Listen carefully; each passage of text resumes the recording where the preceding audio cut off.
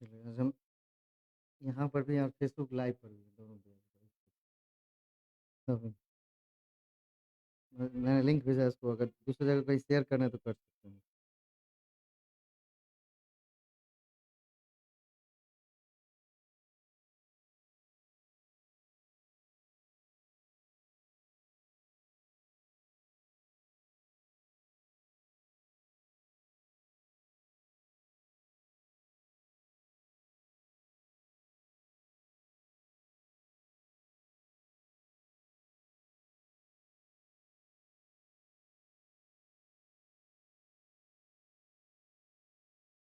चलिए।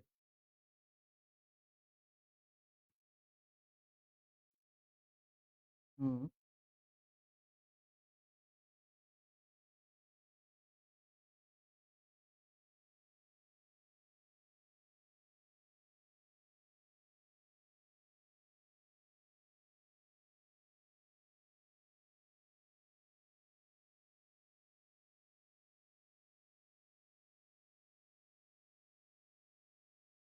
Good evening सबको।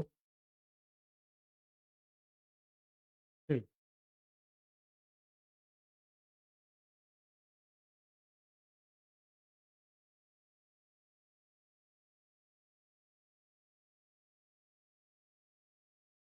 आज हम बात करने जा रहे हैं बीपीएससी का जो पिछली बार एग्ज़ाम हुआ था। बीपीएससी पिछली बार का जो एग्ज़ाम हुआ था, वहाँ पर जो जनरल स्टडी है, जीएस, है ना? उसके अंदर जो मैथ्स के क्वेश्चंस, उस मैथ्स के क्वेश्चंस में कौन क्या-क्या क्वेश्चंस आए थे, किस तरीके के क्वेश्चंस आए थे, वो देखने जा रहे हैं, ठीक है? बीपीएससी शिक्षक भर्ती के अंदर जो जीएस का पेपर आया था, उस जीएस पेपर के अंतर्गत जो मैथ्स के क्वेश्चन आए थे उसके बारे में बात करेंगे, ठीक है? सबको मैंने स्लाइड बाय स्लाइड बनाया है, ठीक? और स्लाइड बाय स्लाइड आप उसको देख सकते हैं और उसको सॉल्व करके बताइए आंसर, साथ में बैठ के सॉल्व करेंगे। क्योंकि जीएस के अंदर 40 मार्क्स में से कितना टोटल 40 क्वेश्चंस हमारे हैं, उस 40 क्वेश्चंस के अंदर 8 क्वेश्चंस जो है हमारा किसका आ रहा है? मैथ्स का। 40 क्वेश्चंस के अंदर 8 क्वेश्चंस जो है हमारे वो किसके हैं? मैथ्स के हैं। इसको बिल्कुल भी इग्नोर नहीं कर सकते हैं, है ना? 8 क्वेश्चंस हमारे किसके आ रहे हैं? मैथ्स के आ रहे हैं। मैथ्स को इग्नोर बिल्कुल नहीं कर सकते और आसान क्वेश्चन सॉल्व कर सकते हैं आसानी से, ठीक है? देखिए क्वेश्चंस को देखते जाते हैं और उसको सॉल्व करते जाते हैं। कुछ क्वेश्चन मैंने करवाया भी है ना? आप उसको यूट्यूब पे भी लाइव है उसका। और कुछ क्वेश्चंस आज करके देखते हैं, लगभग 10-12, 10-12 फिर कल करते हैं उसको करके। बाकी इंडियन नेशनल मूवमेंट खत्म हो गया है उसका, उसका एक बार रिवाइज़ कर लीजिएगा, ठीक है? उसके कुछ क्वेश्चंस कर लेंगे इंडियन नेशनल मूवमेंट से, है ना? वहाँ से रिवीजन हो जाएगा। चलिए, पहला प्रश्न ये है आपके सामने। The product of the digit of 2 digit number is 36 if 45 is subtracted from the number, then the digit interchange, mutually, the number is। दो अंकों की एक संख्या के अंकों का गुणनफल कितना है? 36 है। यदि संख्या में 45 को घटा दिया जाए तो अंक जो है आपस में बदल जाते हैं, तो संख्या क्या होगी? ठीक है? एक संख्या, दो अंकों वाली संख्या जिसके अंक का गुणनफल कितना है हमारा? 36 है। और कहता है कि यदि उस संख्या में से 45 को हम घटा लें तो उस संख्या के अंक क्या होते हैं? आपस में बदल जाते हैं। तो वो संख्या क्या है? ये 5 ऑप्शन, इसको सॉल्व करेंगे फटाफट।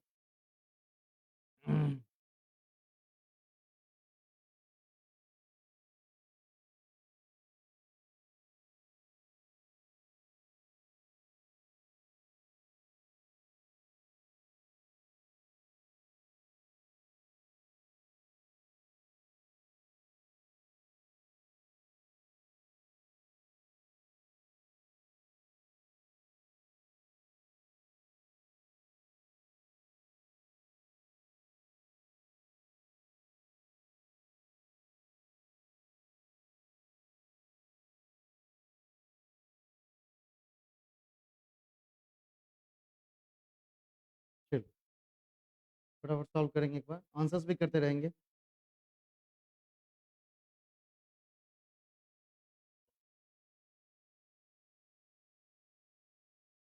क्वेश्चंस का आंसर क्या होगा? बहुत आसान क्वेश्चंस है।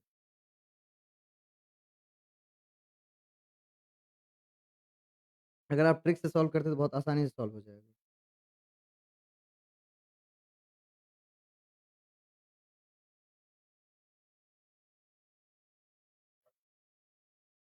इससे पहले यूट्यूब लाइव किए हुए हैं, फेसबुक पर लाइव पहली बार। देखिए इसका एक्सपीरियंस कैसा रहता है।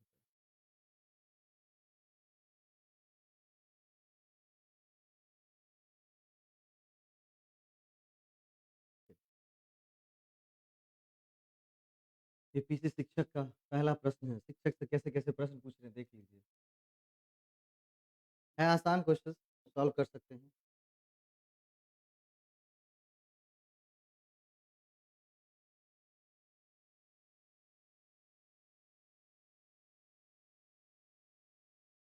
अच्छा मैंने क्या सिखाया आपको? कि जब प्रश्न ऊपर से नहीं बन रहे तो किससे बनाना चाहिए? प्रश्न अगर प्रश्न से प्रश्न ना बन रहे हो, प्रश्न को पढ़ने से आंसर से बना के देखिए ना, बनता है कि नहीं? अगर प्रश्न से सॉल्व नहीं हो रहे हैं, तो मैंने सिखाया आपको किससे बनाना है? आंसर से बनाना है, ठीक है? आंसर मतलब ऑप्शन से बनाना है। आप ऑप्शन से बना के देखिए।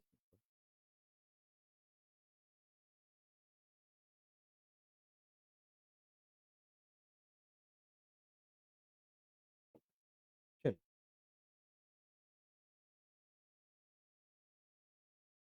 दिखाया द प्रोडक्ट देखिए सबसे पहले, अगर आंसर सॉल्व करना शुरू करेंगे तो।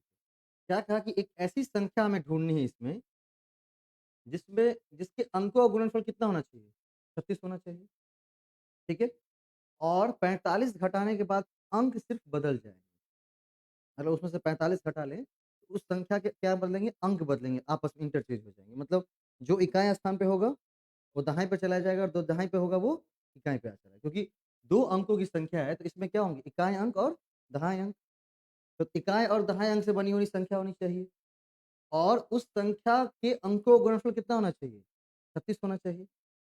तो हमें ऐसी संख्या ढूँढनी है इसमें से, जिसके अंकों का गुणनफल कितना होना चाहिए? 36 होना चाहिए। अगर हम पहले वाले को ढूँढते हैं, किसको लेते हैं? पहले वाले को लेते हैं। अगर आप पहले वाले को लेंगे, कितना हो जाएगा? 8 चौक 32, 36 आएगा क्या? 8 चौक 32, कभी 36 आएगा क्या? नहीं। फिर 7 और 3 को गुणा करेंगे, कभी 36 आएगा क्या? नहीं। ठीक है? 2 ऑप्शंस गए। तीसरे ऑप्शंस पे आए, है क्या कितना? 49।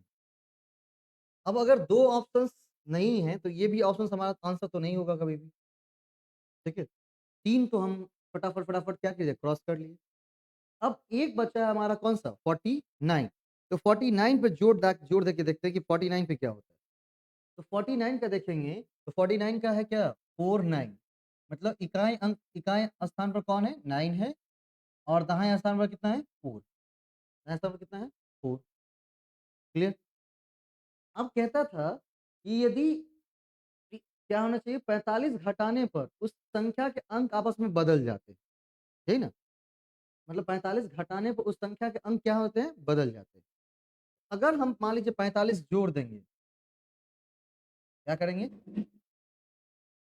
45 जोड़ देंगे, नहीं? मतलब घटा 45 घटाने पर संख्या के अंक बदलते हैं ना? अगर हम 45 जोड़ दें तो वो संख्या मिल जाएँगी ना हमें। ध्यान से सोचिए देखिए, 2 अंकों की एक संख्या है जिसके अंकों का गुणनफल कितना है? 36। तो अंकों का गुणनफल 36 है और उस संख्या में से 45 घटा देने पर नहीं 45 घटाने पर उस संख्या के अंक क्या होते हैं? आपस में बदल जाते हैं। अब संख्या के अंक आपस में बदल जाते हैं मतलब क्या? जो इकाई स्थान पे होगा वो दाएँ स्थान पर और जो दाएँ स्थान पे होगा तो इकाई स्थान पे लिखा है। दोनों संख्या के अंक आपस में इंटरचेंज होते हैं म्यूचुअली, म्यूचुअली मतलब एक-दूसरे की जगह। तो भई अगर मान लीजिए हम 8-4 को काउंट करेंगे, 2 अंकों की संख्या तो है, लेकिन 8-4 को कभी भी गुना करेंगे तो 36 नहीं आएगा। 73 तो है, 7-3 तो है, लेकिन अगर दोनों गुना करेंगे तो 36 कभी नहीं आएगा। अब बचता है क्या? 4-9 49, ठीक है? 49 में को अगर गुना करेंगे कितना आएगा? 36 आएगा। 4 नामा दोनों अंक को गुणा करेंगे 36 आएगा ना? अब ये हम 49 पे इसलिए बेट लगा रहे हैं बार-बार कि 4 और 9 है, 4 और 9 को गुणा करेंगे क्या होगा? 4 नंमा 36 मतलब संख्या उस 2 अंकों की एक संख्या के अंकों का गुणनफल कितना होना चाहिए? 36 होना चाहिए, ठीक है? अब बोला यदि संख्या में 45 घटा दें, तो उसके अंक क्या होते हैं? अब आपस में बदल जाते हैं, ठीक है? अगर उस संख्या में से क्या करेंगे? 45 घटाएँगे तो उस संख्या के अंक आपस में क्या होते हैं? बदल जाते हैं, ठीक है? तो संख्या के अंक बदलने चाहिए, तो क्या करिए 45 जोड़िए। क्या करेंगे 45 जोड़ेंगे, कितना हो जाएगा 9 5 14 का 4, हाथ में 1 4 4 8 और 1 9।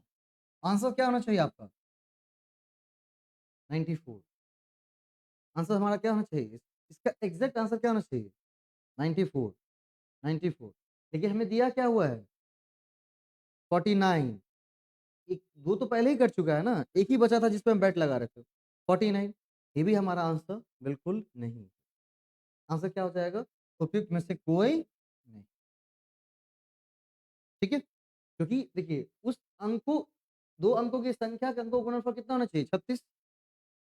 यदि संख्या में से 45 घटा दिया जाए तो अंक आपस में क्या होना चाहिए बदल जाने चाहिए, है ना। हम तो आंसर से जा रहे हैं ना ऊपर, हमें आंसर्स पता है क्या नहीं ना, उसका उसका आंसर पता ही नहीं, आंसर्स नहीं पता है हमारा, तो ये 49 यहाँ पर क्या है 49 है ये वाला।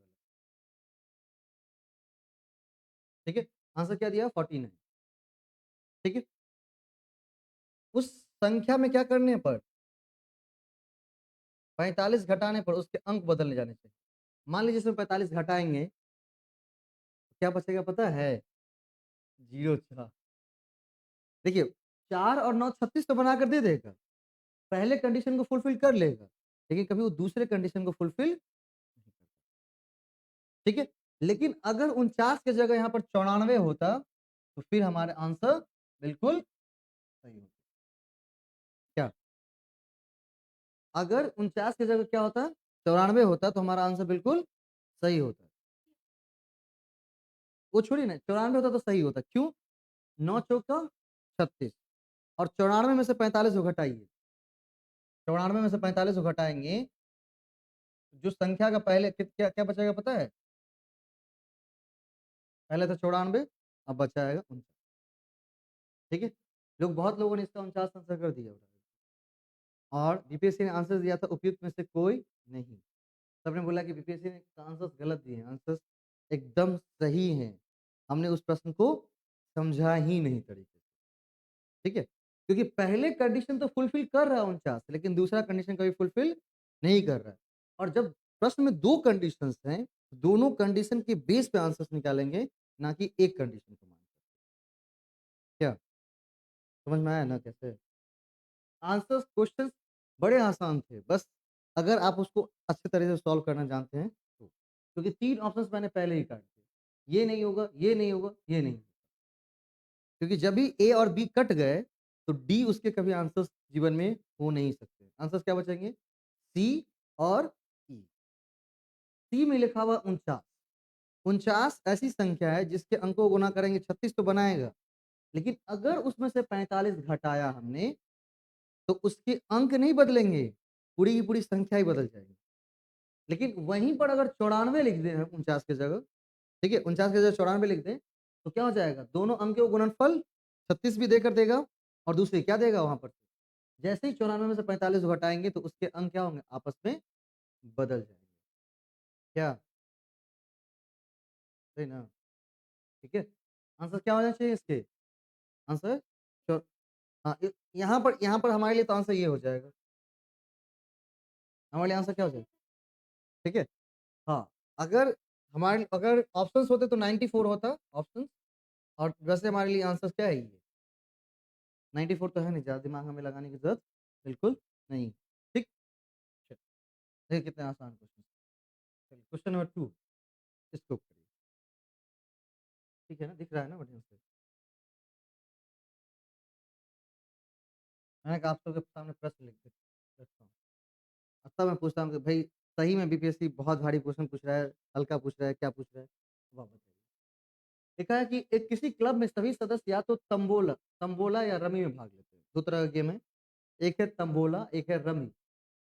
320 लोग रमी में भाग लेते हैं और 350 लोग तंबोला में भाग लेते हैं। 220 लोग ऐसे हैं दोनों तरफ भाग लेते हैं, मतलब वो रमी भी खेल रहा है और तंबोला भी खेल रहा है।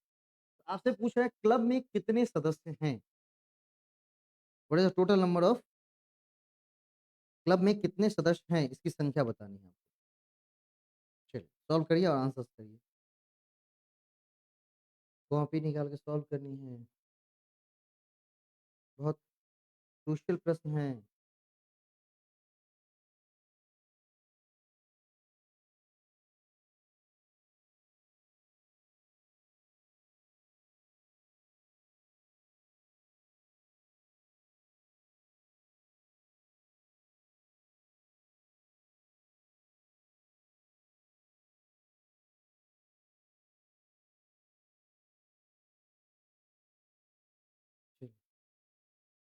किसी क्लब में कितने लोग हैं ये निकालना है।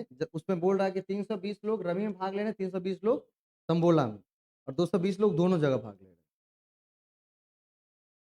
हाँ, 320 रमी में और 350 तंबोला में, और 220 लोग सभी जगह, दोनों जगहों पर, मतलब तंबोला तंबोला में भी और रमी में भी। तो आपको बोल रहा है कि फिर बताइए कि कितने लोग क्लब में जुड़े हुए हैं, कितने लोग क्लब में जुड़े हुए हैं, इसकी संख्या आपको निकाल करके देनी है।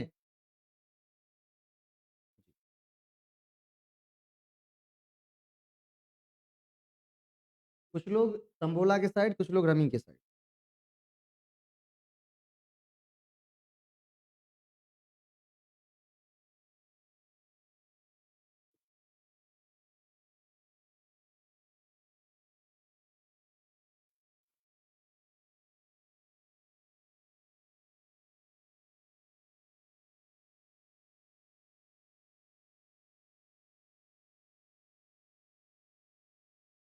चलिए, कितने आए टोटल? अच्छा, एक बात कहिए कि मैं बोलता हूँ कि 5 लोग ग्रुप ए में हैं, ग्रुप बी में भाई 8 लोग हैं, ठीक है। ग्रुप ए में 5 लोग हैं, ग्रुप बी में 8 लोग हैं, और 2 लोग ऐसे हैं भाई, 2-3 लोग जो दोनों तरफ होता है। जैसे भी मेरे गांव में जो चल रहा है कांड, नहीं, दोनों पार्टी का बड़ा जमीन के ऊपर। तो भाई कुछ लोग मेरे पक्ष में है, कुछ लोग उनके पक्ष में है, कुछ ऐसे भी लोग हैं जो दोनों पक्ष में हैं। तो ग्रुप ए में 5 लोग, ग्रुप बी में 8 लोग, और कुछ लोग ऐसे हैं, मतलब 3 लोग ऐसे हैं जो दोनों ग्रुप में जुड़े हुए हैं। और आप आपसे पूछ रहा है कि बताइए कि इसमें कुल लोग कितने हैं, तो क्या कहेंगे? कुल लोग कितने हैं? ग्रुप ए में 5 लोग, ग्रुप बी में 8 लोग, 3 लोग ऐसे जो ग्रुप ए में भी जुड़े हैं और बी में भी जुड़े हुए हैं, ठीक है। तो कितने ऐसे लोग हैं, मतलब टोटल कितने लोग, इसकी संख्या कैसे निकालें? देखिए, हमें क्या निकालनी है पता है? ग्रुप ए में कितने हैं? 5। ग्रुप बी में कितने? 8। ग्रुप बी में कितने? 8। तो 5 और 8 कितना हो जाएगा? 13। अब अगर हम 13 लोग कैलकुलेट कर चुके हैं, ठीक है, 5 लोग, 8 लोग, इस 5 में 3 लोग ये भी शामिल है ना? 5 में 3 लोग कौन शामिल है? ये भी शामिल है। ग्रुप ए में असली ग्रुप ए के कौन है? ग्रुप ए वाले असली लोग कितने हैं? केवल 2 लोग हैं।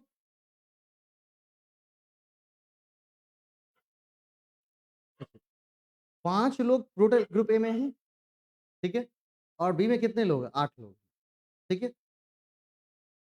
3 इधर भी हैं और इधर भी जो हैं, तो एग्जैक्ट ग्रुप ए में कितने होंगे? एग्जैक्ट ए वाले, मतलब ए के पक्के सदस्य कितने हैं? कुछ ऐसी होती है, कुछ बीजेपी की तरफ है, कुछ आरजेडी की तरफ है, और कुछ ऐसा है कि जो दोनों तरफ है। तो बीजेपी के असली वाले कितने हो गए? 2 ही ना। बीजेपी के असली वाले कितने हैं? 2 ही हो गए ना। 5 में से 3 तो इधर भी वाले, इधर वाले भी। तो 2 डिवोटेड को ढूंढना है, जो बिल्कुल डिवोटेड है इसी ग्रुप के लिए। इसके नहीं, वो हम नंबर ऑफ नहीं, हम नंबर से काउंट कर रहे हैं। इसका निकालना बड़ा आसान है, बस समझाने का प्रयास करें कैसे होता है।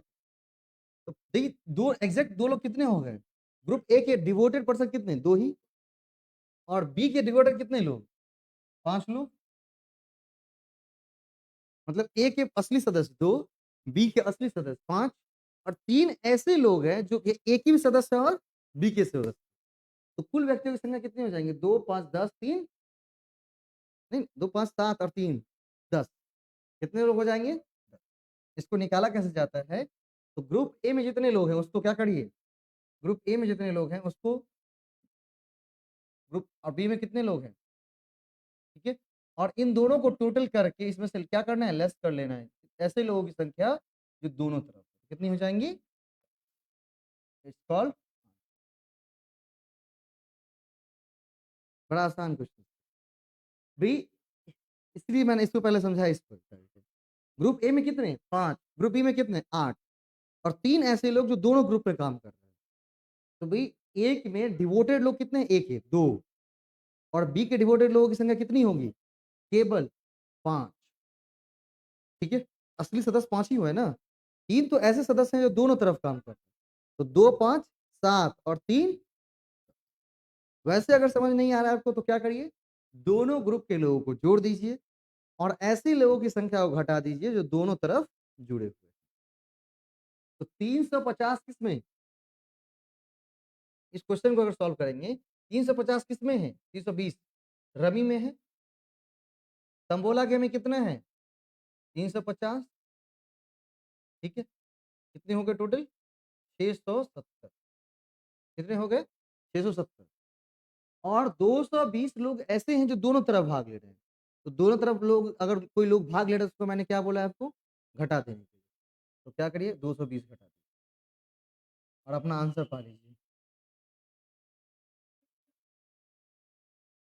ये जीएस के अंदर पेपर्स में है कुछ, जीएस के पेपर्स में क्वेश्चंस हैं अलग अलग, ठीक है, इसलिए मैंने पूरा मैथ्स को ही निकाला।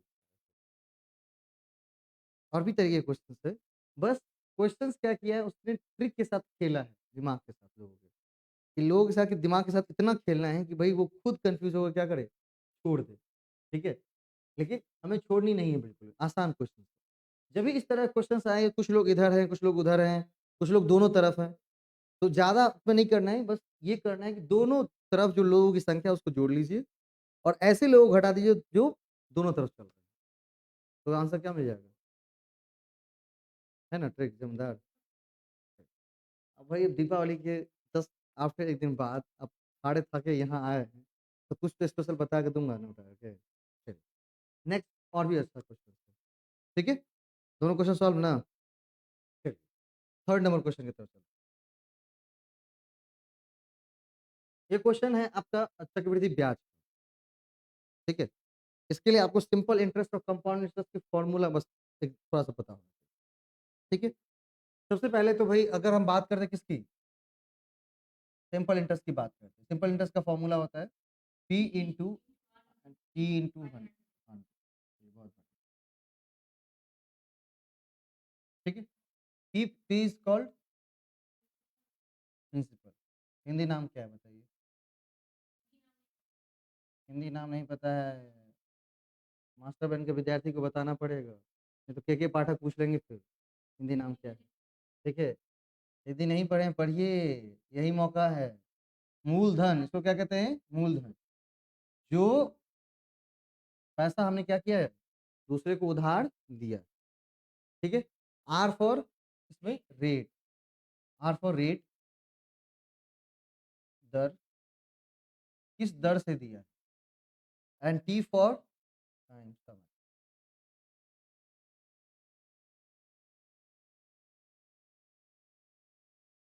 ठीक है।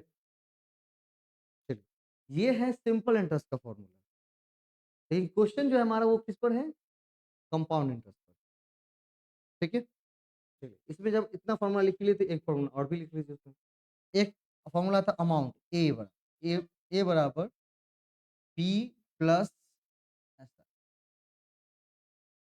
ठीक है, या सी आई। एस आई बोले तो सिंपल इंटरेस्ट साधारण ब्याज, सी आई बोले तो कंपाउंड इंटरेस्ट चक्रवृद्धि ब्याज, ठीक है। और ये बोले तो अमाउंट, अमाउंट क्या होता है, मिश्रधन, मिश्रधन का मतलब जितना मूलधन हमको मिला था उसमें ब्याज की राशि को क्या करेंगे, ऐड करेंगे।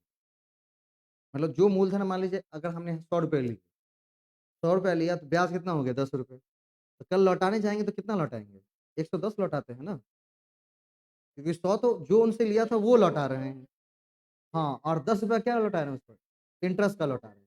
तो यहाँ पर क्या हो जाएगा, अमाउंट, अमाउंट बराबर principal plus simple interest plus या कंपाउंड इंटरेस्ट, दोनों में से कोई, इसका ये सिंपल इंटरेस्ट का फॉर्मूला। नहीं, ये अमाउंट है निकालना। अगर कभी अमाउंट निकालने के लिए आपको बोल दे तो।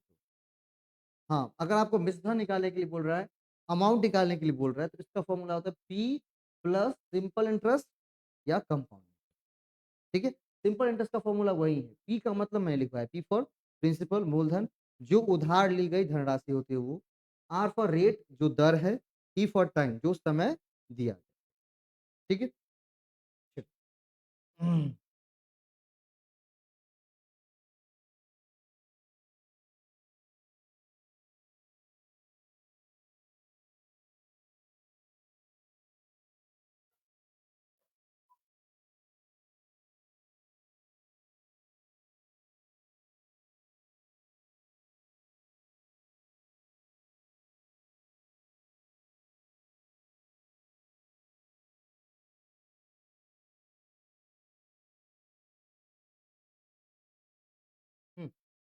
ठीक है? अब बात करते हैं किसकी? Compound interest. सबसे पहले एक बात समझिए, सिंपल इंटरेस्ट और कंपाउंड इंटरेस्ट का अंतर।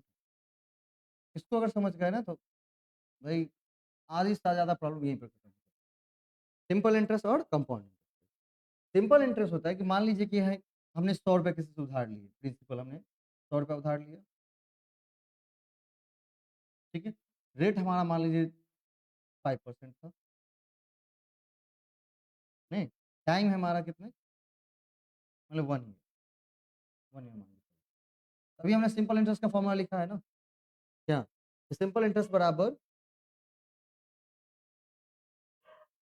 सिंपल इंटरेस्ट बराबर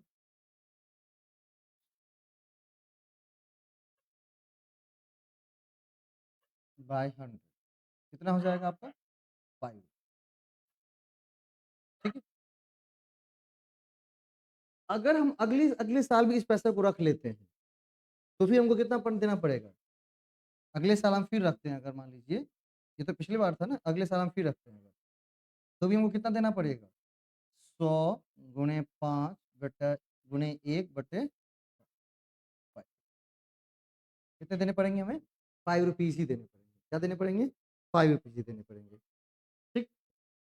लेकिन कंपाउंड इंटरेस्ट में क्या होती है? चीज़ें बदल जाती है। यहाँ पर क्या है कि फर्स्ट ईयर अगर हम जब फर्स्ट ईयर कैलकुलेट कर रहे हैं, पहले साल सब कुछ स्थिति ऐसे ही रहेंगी। फर्स्ट ईयर जो इंटरेस्ट हमारा होगा वो क्या होगा?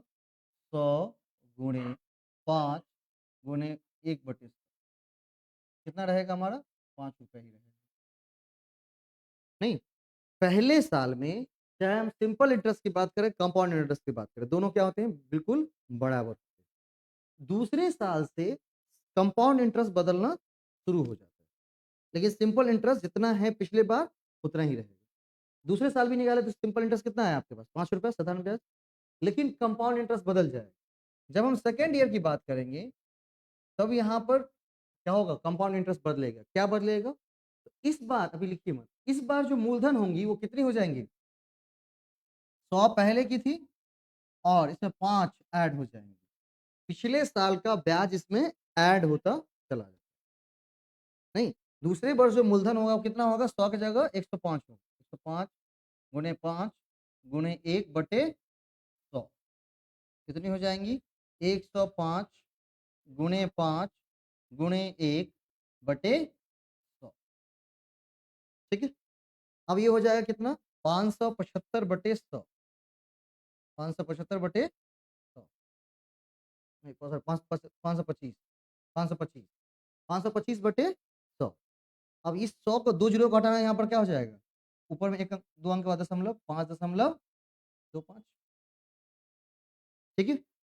अगर हम तीसरे साल की बात करेंगे, तो तीसरे साल कंपाउंड इंटरेस्ट कितना हो जाएगा हमारा? हमारा मूलधन वहाँ पर हो जाएगा 105 प्लस 5.2 मतलब इस बार जो हमारा तीसरे साल के लिए जो हमारा क्या होगा? मूलधन होगा वो होगा ₹110 ₹110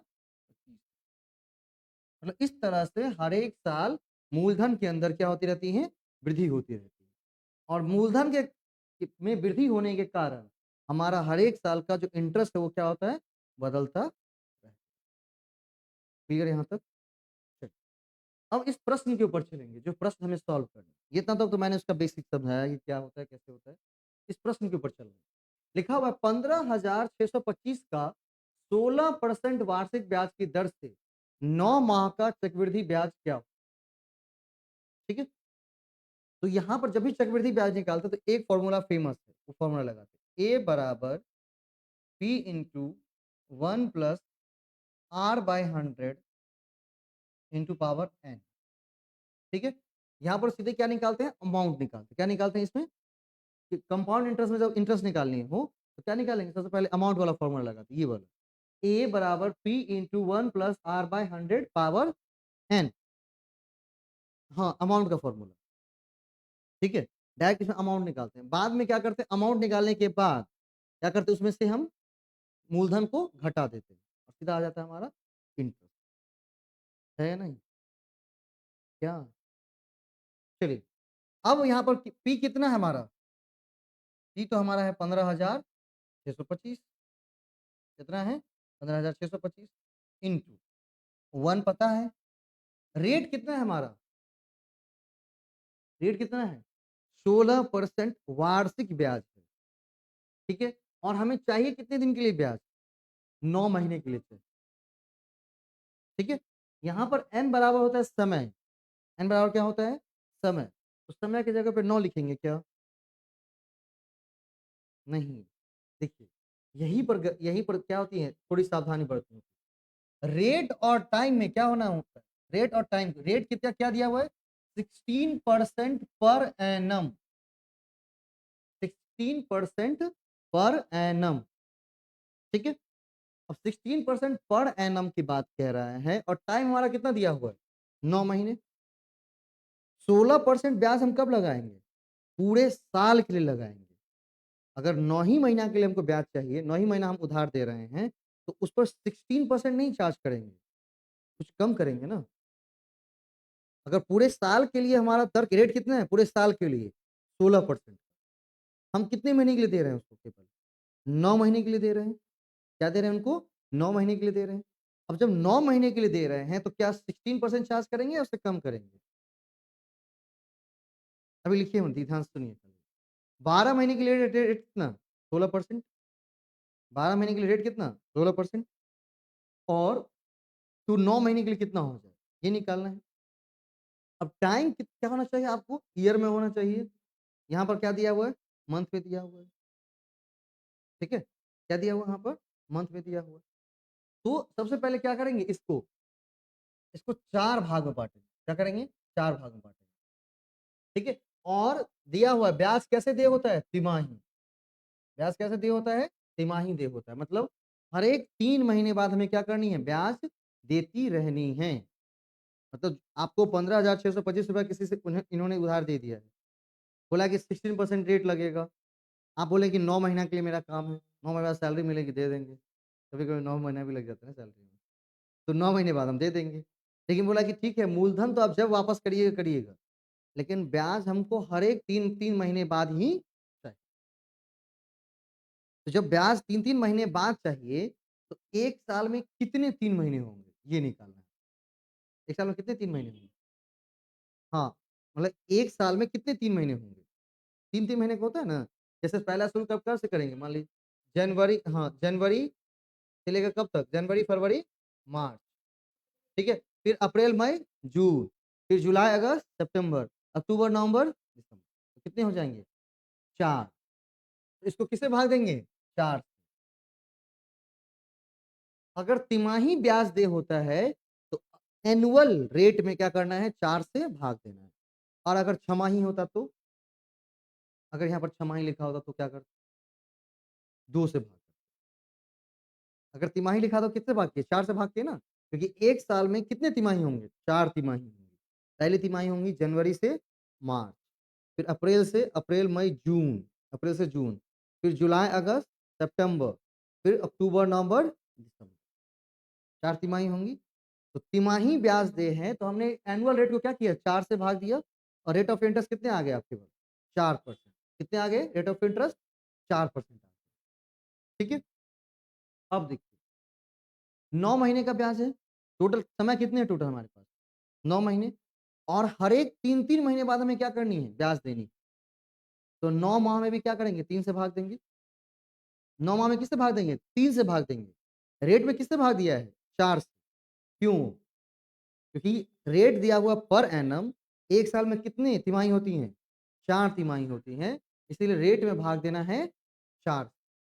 रेट में किससे भाग देना है? 4 से। और जो समय है उसमें किससे भाग देना है? 3 से, क्योंकि हर एक 3-3 महीना बाद, तो 1 3 महीना, 1 3 महीना, 1 3 महीना, तो कितने बच जाएँगे? 3 बचे। बात समझे यहाँ पर टोटल पूरा दोनों आदमी? हुँ? एकदम अस्ते से समझा रहा हूँ ना बिल्कुल, पूरा। बात क्लियर है ना? पूछेगा कोई भई 4 से भाग क्यों दिए और 3 से भाग क्यों दिए? तो कहिएगा कि भई 1 साल में कितनी तिमाही होती है? 4 तिमाही। रेट हमारा क्या दिया हुआ? पर एनम, इसीलिए मैं 4 से भाग कर रहा हूँ। और समय कितने हैं? 9 महीने, और हर एक 3-3 महीने बाद ब्याज देना है, तो समय में किससे भाग देंगे? 3 से भाग देंगे। समय में किससे भाग देंगे? 3 से भाग देंगे। और एक बात और सीख लीजिए, अगर तिमाही की जगह पर छमाही लिख देता, तो फिर क्या करते? रेट में किससे भाग देते? 2 से। समय में किससे भाग देते? 6। समय में भाग किससे करना पड़ता? 6 से। ठीक है? अब कितने हो गए? समय बराबर कितना हो गया? ये रेट कितना आ जाएगा? 4, 4/100, पावर कितना? n बराबर 3। n का मतलब होता है समय। n का मतलब क्या होता है? समय। 15,625 इंटू 1 प्लस 4/100 पावर 3। ठीक है? 4 से इसको काटेंगे। 4 एकम 4, 25 चौके 100। ठीक है? और जब 1 प्लस 1/25 करेंगे तो कितना होता है पता है? 26/25। ठीक है? जैसे आपको ये करना, मान लीजिए ध्यान से 1 प्लस 1/4, तो क्या कर दीजिएगा? सीधा लिख दीजिएगा 5/4। पता है क्यों? 4 में 1 जोड़िए, कितना हो जाएगा? 5, 5/4 हो जाएगा। यहाँ पर कितना निकला है? 1 प्लस 1/25, तो कितना आ जाएगा? 26/25। जब भी 1 में 1/25 को जोड़ेंगे कितना हो जाएगा? 26/25। ठीक है? कितने आ जाएंगे? 26/25। इसको इरेज करूं?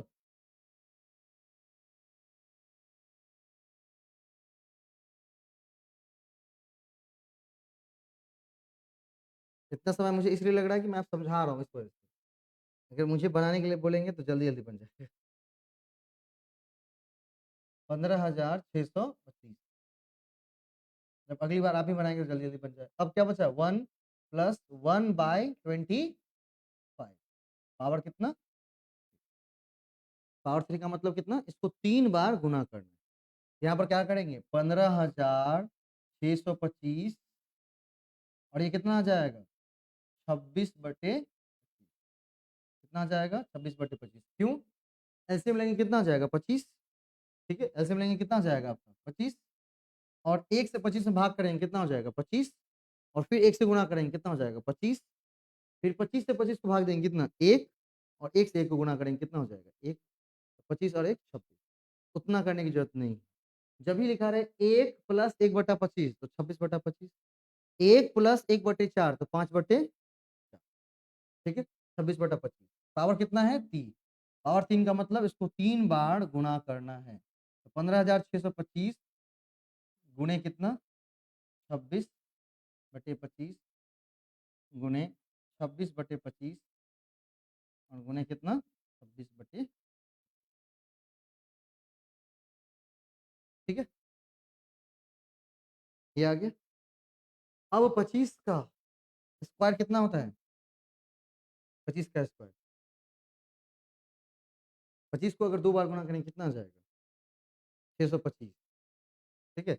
देखिए, जिस स्क्वायर करना, मान लीजिए 25 का स्क्वायर करना है, ठीक है ना? तो बोला कि देखिए, जब भी किसी संख्या का अंत में 25, ये 5, तो क्या करेंगे? 5 का स्क्वायर कितना होता है? 25। शॉर्टकट ट्रिक है। ठीक है? और 2 से एक संख्या बढ़ा देनी, कितना हो जाएगा? 2 और 1 कितना? 3। 3 दूना, ये ट्रिक है। हाँ, 25 को 25 से गुना करें कितना हो जाएगा? 625। कितना हो जाएगा? 625। और 625 को अगर 25 से गुना करना है तो कितना होगा बताइए? 625 को अगर 25 से गुना करना है, क्योंकि 3 बार गुना करना है ना। देखिए, 25 पंचे कितना, 25 पंचे 125 का 5 हाथ में कितना 12, 25 दूना 50, 50 और 12 62, 62 का 2 हाथ में 6, 25 छक्का कितना 150, 25 25 पंचे 125, 25 छक्का 150 और 150 में 6 जोड़ेंगे कितना हो जाएगा 156, 156। अब कितना है ये 15,625, वहां पर कितना है 15,625, मतलब इन तीनों 25 को अगर काट देंगे तो कितना 15,625 आपस में कट जाएगा। ठीक है, इन तीनों 25 को अगर नीचे से काट दें तो 15,625 अपने आप कट जाएगा, कैंसिल हो जाएगा ना, क्या नहीं। हाँ, अब क्या बचे हैं 26, 26, 26, तो 26 का स्क्वायर कितना होता है 26 गुने 26 676 होगा, 36 का 6 हाथ में 3, जैसे कि 12 3 कितना 15, ठीक लिखा है ना। हाँ, 26 दूना कितना 52, 676 कितना जाएगा 676, और फिर 676 में किसे गुणा करना है 26 से गुणा करना है, 36 का 6 हाथ में 3, 7 छक 42, 3 45 का 5 हाथ में 4, 4 36 और 4 40, यहाँ पर 14 नंबर 2 हाथ में 1,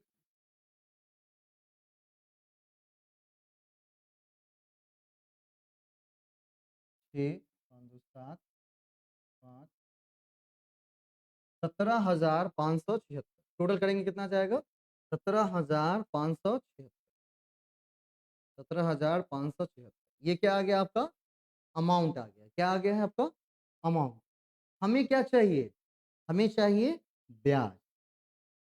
अमाउंट हमारा पता है कितना है, अमाउंट कितना है 17,576, अमाउंट कितना था हमारा, मैं सॉरी मूलधन कितना था 15,625, तो जब हम देने जा रहे हैं उनको तो देने कितने जा रहे हैं 17,576 आप इनको दे रहे हैं, किसके एवज में 15,625 के एवज में, तो 15,625 तो वो रुपया है ना जो आपने लिया था, बाकी जो एक्स्ट्रा दे रहे हैं 17,576 जो एक्स्ट्रा दिख रहा है आपका अमाउंट, यही तो क्या है आपका इंटरेस्ट है ना, तो क्या करेंगे उसमें से घटा देंगे 15,600, कितना जाएगा 6 में से 5 गया 1, 7 में से 2 गया 5, 15 से गया 9 और 6 में से 5 गया 1, 1951 रुपये, 1951 रुपये आपके क्या हो जाएंगे इंटरेस्ट, 1951 रुपये क्या हो जाएंगे आपके इंटरेस्ट।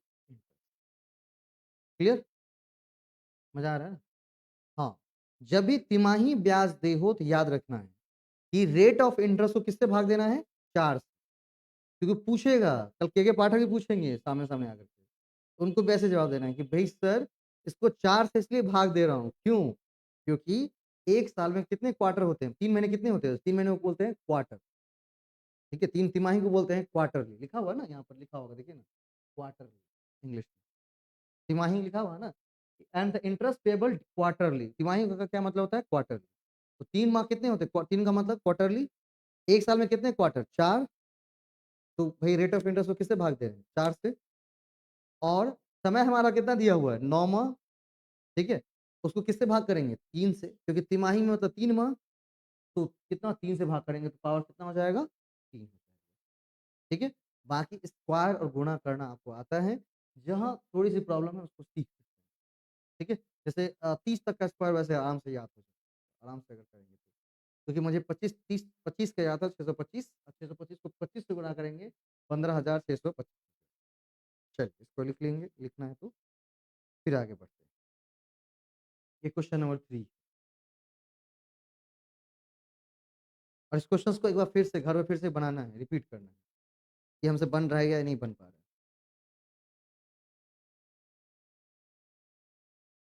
चलिए आगे बढ़े, कुछ लिख रहे हैं क्या, कुछ बाकी है।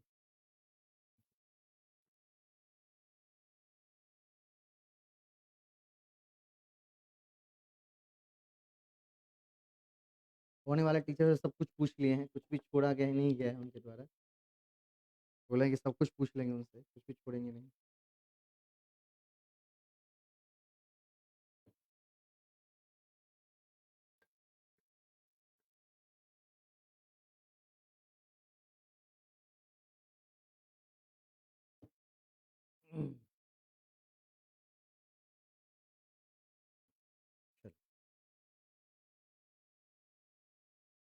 एक बड़ा इंटरेस्टिंग क्वेश्चन है इसके बाद, बड़ा मज़ा आने वाला है।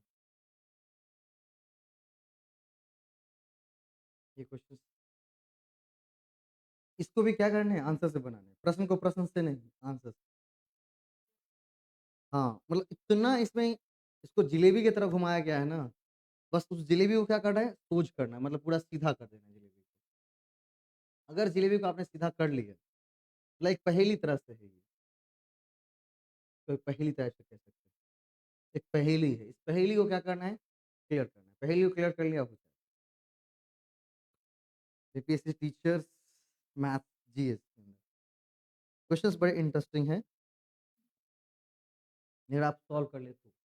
देखा हुआ 2 वर्ष पहले एक ही आयु वर्ष में, मतलब ईयर में, उसके व्युत्क्रम का मतलब होता है रेसिप्रोकल। नहीं, व्युत्क्रम का क्या मतलब होता है, रेसिप्रोकल। जैसे मैंने कहा था कि 5, मैंने लिखा 5। 5 लिखने का मतलब क्या होता है पता है ना? अगर 5 लिखा हूँ इसका मतलब क्या है, 5/1। इसका मतलब क्या है, 5/1। अगर इसका रेसिप्रोकल करना है, रेसिप्रोकल का मतलब क्या होता है कि जो ऊपर सो नीचे और जो नीचे ऊपर सो नीचे। तो कितना हो जाएगा इसका रेसिप्रोकल? इसका रेसिप्रोकल हो जाएगा आपका 1/5। नहीं, किसी भिन्न का रेसिप्रोकल का मतलब क्या, जो अंश है वो अब हर बनेगा और जो हर है वो अब अंश बनेगा।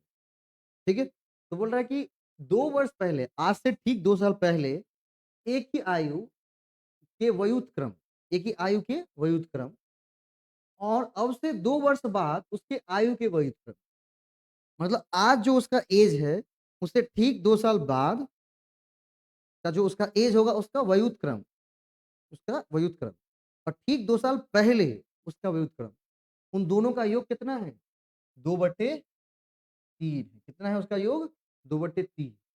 बात समझे? आज जो एक ही आयु है उससे ठीक 2 साल पहले उसकी आयु का व्युत्क्रम, और दो आज आज जो उसकी आयु है उसके ठीक 2 वर्ष बाद उसकी आयु का व्युत्क्रम, और उन दोनों का योग कितना है, 2/3 है। उसके आयु के व्युत्क्रम का योग कितना है, 2/3। आपने कहा था ना फ्रैक्शंस के क्वेश्चन, ये फ्रैक्शंस। ठीक है, तो वो बोल रहा है कि एक ही वर्तमान आयु क्या है, अभी एक ही आयु क्या है। एक ही आयु 5 साल है, एक ही आयु 7 साल है, एक ही आयु 4 साल है। डी और ई। ठीक है, सी।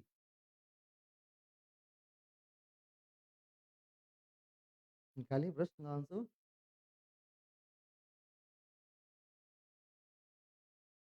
आज जो उसकी आयु उसका व्युत्क्रम,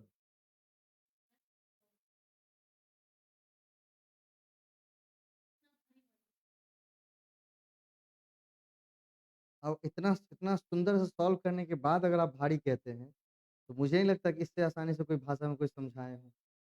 नहीं, वो प्रश्न जलेबी बनाकर देगा ही, ठीक है ना, सॉल्व हमें करना है।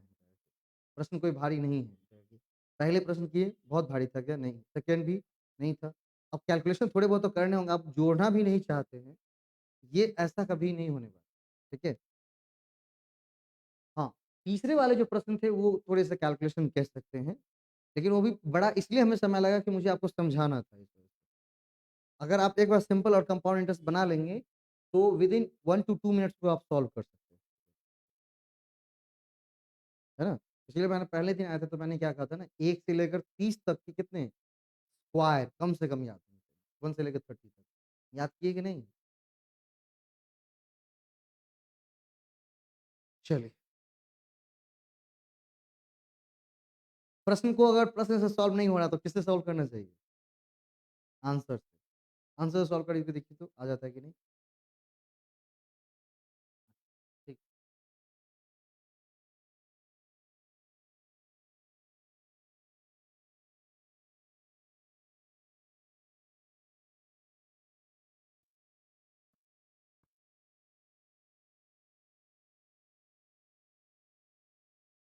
पहले कल हम खुद ही, जैसे आप आज आप चंपे खा गए ना शक्ल देख करके, हम खुद अपने शक्ल को देख के चंपे खा गए, क्योंकि 5 साल पहले दादाजी का लास्ट बरसी हुआ था उसमें कटवाए थे, 5 साल बाद दादी बची, 5 साल बाद कटवाए हैं बाल। ऐसा अजीब लग रहा है, जैसे लग रहा है क्या छीन लिया है कोई आदमी। चलिए, कल हो गए। सॉल्व कैसे करना है। कितना हाँ, इसको आसान बनाते हैं क्वेश्चन। अबे प्रश्न को नहीं सॉल्व, प्रश्न से समझ नहीं आ रहा है प्रश्न, कोई दिक्कत नहीं, आंसर समझा देता हूँ। आंसर्स कुछ भी होंगे तो इसी 5 में से कोई होंगे ना, आंसर्स होंगे तो इसी 5 में से कोई होंगे। चलिए, पहले हम पहले को पिक करते हैं। पहले किसको पिक करते हैं? 5। पहले किसको पिक करते हैं? 5 को पिक करते हैं। मानते हैं कि उसकी आज आयु क्या है? 5 साल। मान लेते हैं थोड़ी देर के लिए, उसकी आयु क्या है आज? 5 साल। पहले ऑप्शंस के अनुसार, ठीक है? हाँ, फिर ये वाला, ठीक है? तो आज उसकी आयु अगर 5 साल है, तो आज से ठीक 2 साल पहले, इधर क्या लिखेंगे? 2 साल पहले, 2 वर्ष पहले। आज उसकी आयु कितनी है? 5 साल है, तो 2 वर्ष पहले आयु कितनी रही होंगी उसकी? कितनी? 3 साल, है ना? कितनी? 3 साल। और 2 वर्ष बाद, आज से ठीक 2 साल बाद वो कितने साल का होगा? आज उसकी आयु अगर कितनी है? 5 साल है, आज से ठीक 2 साल बाद कितने साल का होगा वो? 7 साल का होगा। कितने साल का होगा? 7 साल का होगा, है ना? लेकिन इस दोनों का क्या लेना है हमको? व्युत्क्रम लेना है। क्या लेना है इसका? व्युत्क्रम। व्युत्क्रम का मतलब रेसिप्रोकल।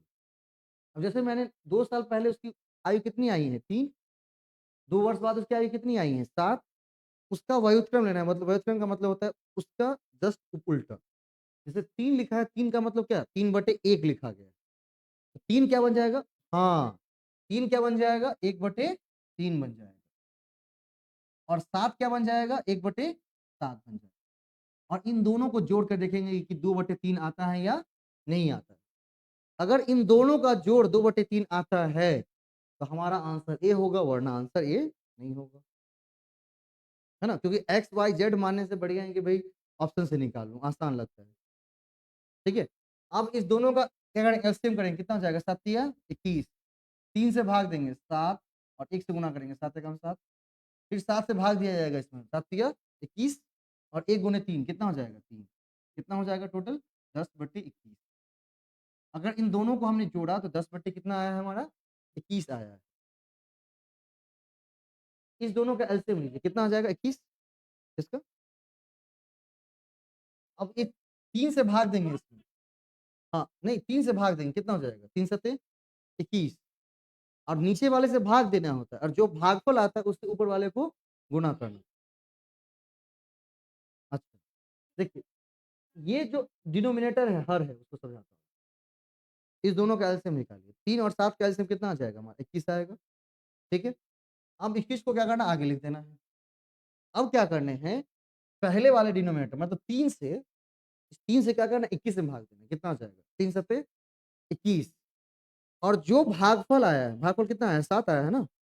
उस भागफल को अंश से गुना करना होता है। अंश कितना है उसका? 1। 1 गुने 7 तो कितना हो जाएगा? 7। फिर इस 7 से भाग देंगे, इस 7 से भाग देंगे, कितना हो जाएगा? 7 तिया 21, भागफल कितना आया? 3। उस 3 को 1 से गुणा करना, अंश कितना है उसका? 1। 1 से गुणा करना, 1 गुने 3 कितना हो जाएगा? 3 हो जाएगा। अब दोनों को जोड़ दीजिए, 7 3 10, 10/21। आज समझ में आ गया ना?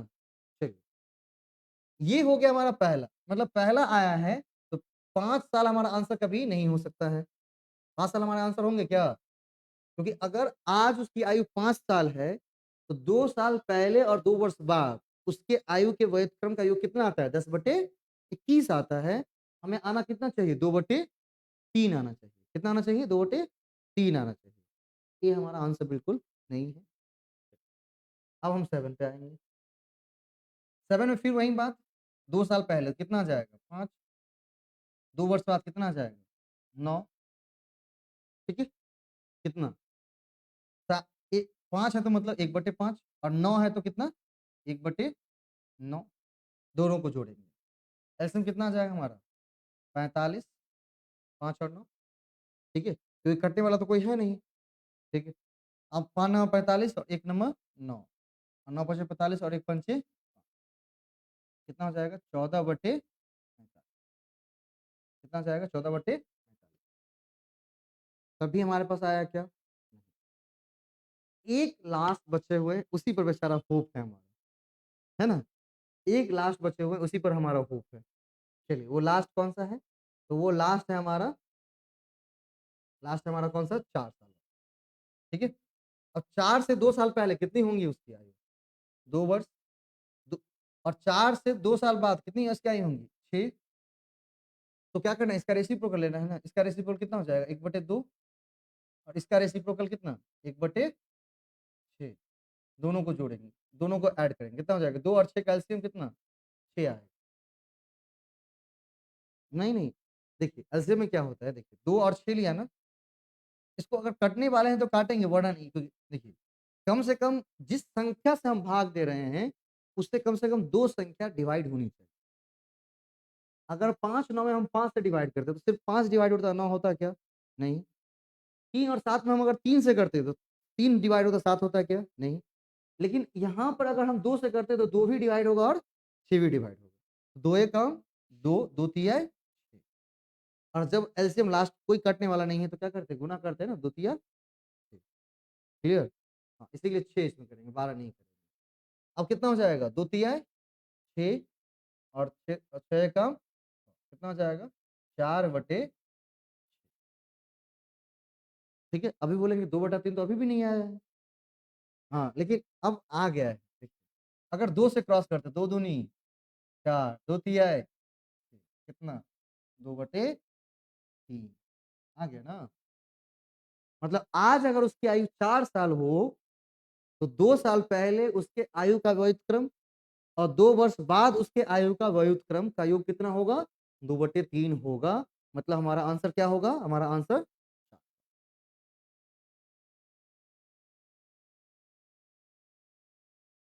ठीक है? चलिए, कोई बात नहीं। देखिए, मान लीजिए देखिए आप यहाँ आए, ठीक है? और बिना सीखे चले जाएँ, तो ये मेरी तौहीन होगी ना? हाँ, ठीक है? क्वेश्चंस को आंसर कैसे सॉल्व करते देखा? हाँ, आंसर सॉल्व करते। प्रश्न को प्रश्न से सॉल्व नहीं करने हैं, तो क्या करना है? आंसर सॉल्व करेंगे। ये मैंने कहाँ पर बनवाई थी? 4 आज उसकी आयु अगर वर्तमान आयु उसकी अगर 4 साल हो, तो 2 वर्ष बाद कितनी आयु होंगी? 6। 2 वर्ष पहले कितनी होंगी? 2। 2 साल पहले की 2 ही साल का होगा ना वो लड़का। तो इसके व्युत्क्रम 6 का व्युत्क्रम निकालेंगे मतलब कितना हो जाएगा? 1/6 नहीं होगा? 6 लिखने का मतलब कितना? 6/1 लिख रहा हूँ। ठीक है? जैसे आप 1 लिखते हैं तो क्या लिखते हैं? 1/1 लिखते हैं ना? तो 6 लिखा हुआ है मतलब 6/1 लिखा हुआ है। इसका व्युत्क्रम करेंगे तो कितना हो जाएगा? 1/6 हो जाएगा। 2 लिखा है मतलब 2/1 लिखा हुआ है। इसका व्युत्क्रम करेंगे तो कितना हो जाएगा? 1/2 हो जाएगा। ठीक है? आसान है ना? नेक्स्ट। नहीं, आप ही का क्वेश्चन है। एक दिन सॉल्व भी किए हूँ इसको, फिर से लेकर के आए हैं इसको फिर से एक बार रिपीट करने के लिए।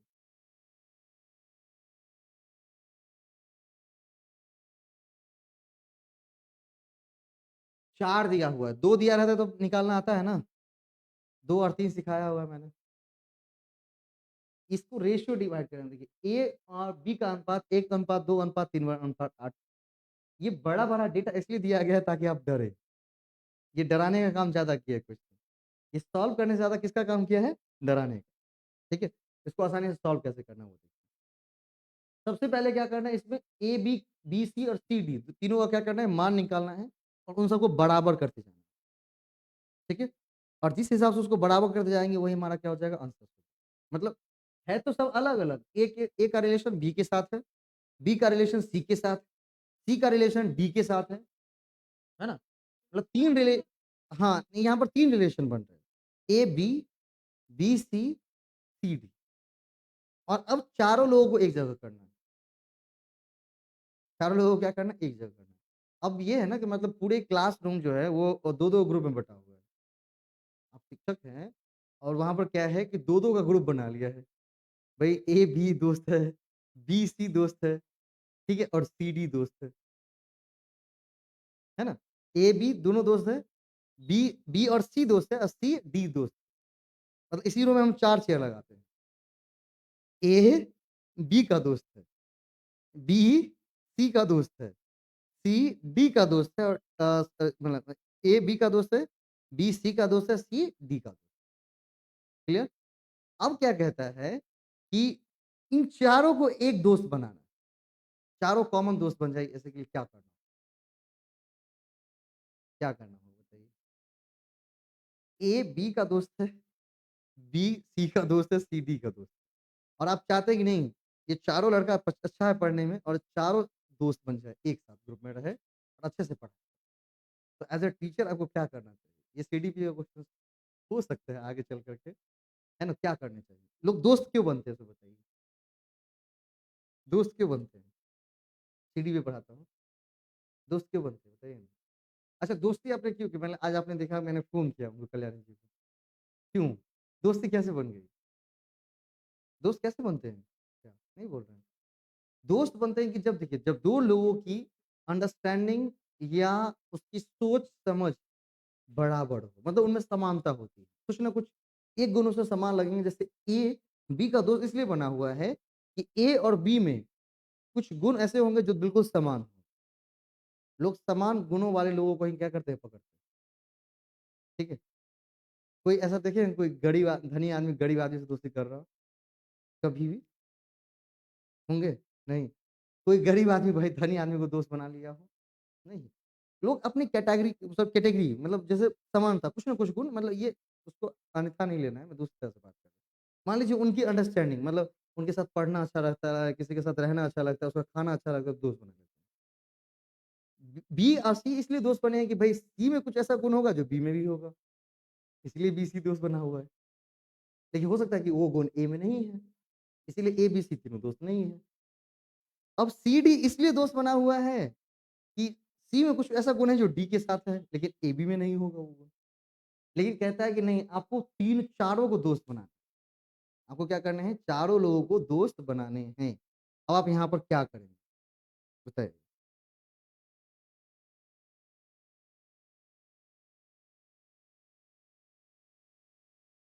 आपको चारों को दोस्त बनाना है, क्या करना चाहिए बताइए?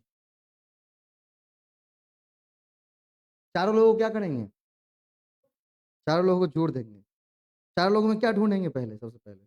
जुड़ेगा कैसे लोग? चारों लोगों में कुछ समान गुणों को क्या करना पड़ेगा? फाइंड आउट करना पड़ेगा। और उससे चारों लोगों को क्या करना पड़ेगा? कनेक्ट करना पड़ेगा। हम ये बोल के कह सकते हैं, चारों तुम्हारा घर जो है तुम लोगों का एक ही जगह है, तुम दोस्त बनो और ग्रुप स्टडी करो। ऐसा कह सकते हो उसको। दूसरा तरीका क्या है? अरे भाई, तुम चारों अच्छे लोग, अच्छे पढ़ने में हो, ये गुण सब में है तुम्हारे, तुम चारों कनेक्ट हो जाओ, तो कनेक्ट हो जाएगा ना। तो वही चीज़ यहाँ रेशियो में भी करना है। वही चीज़ क्या करना है, ए बी सी डी के साथ भी करना है। चलिए स्टार्ट करते करना, और आप देखिए कैसे कैसे। सबसे पहले किसको फर्स्ट ए और बी को। सबसे पहले फर्स्ट किसको है? ए और बी को फर्स्ट। ए और बी को फर्स्ट शुरू करिए सबसे पहले।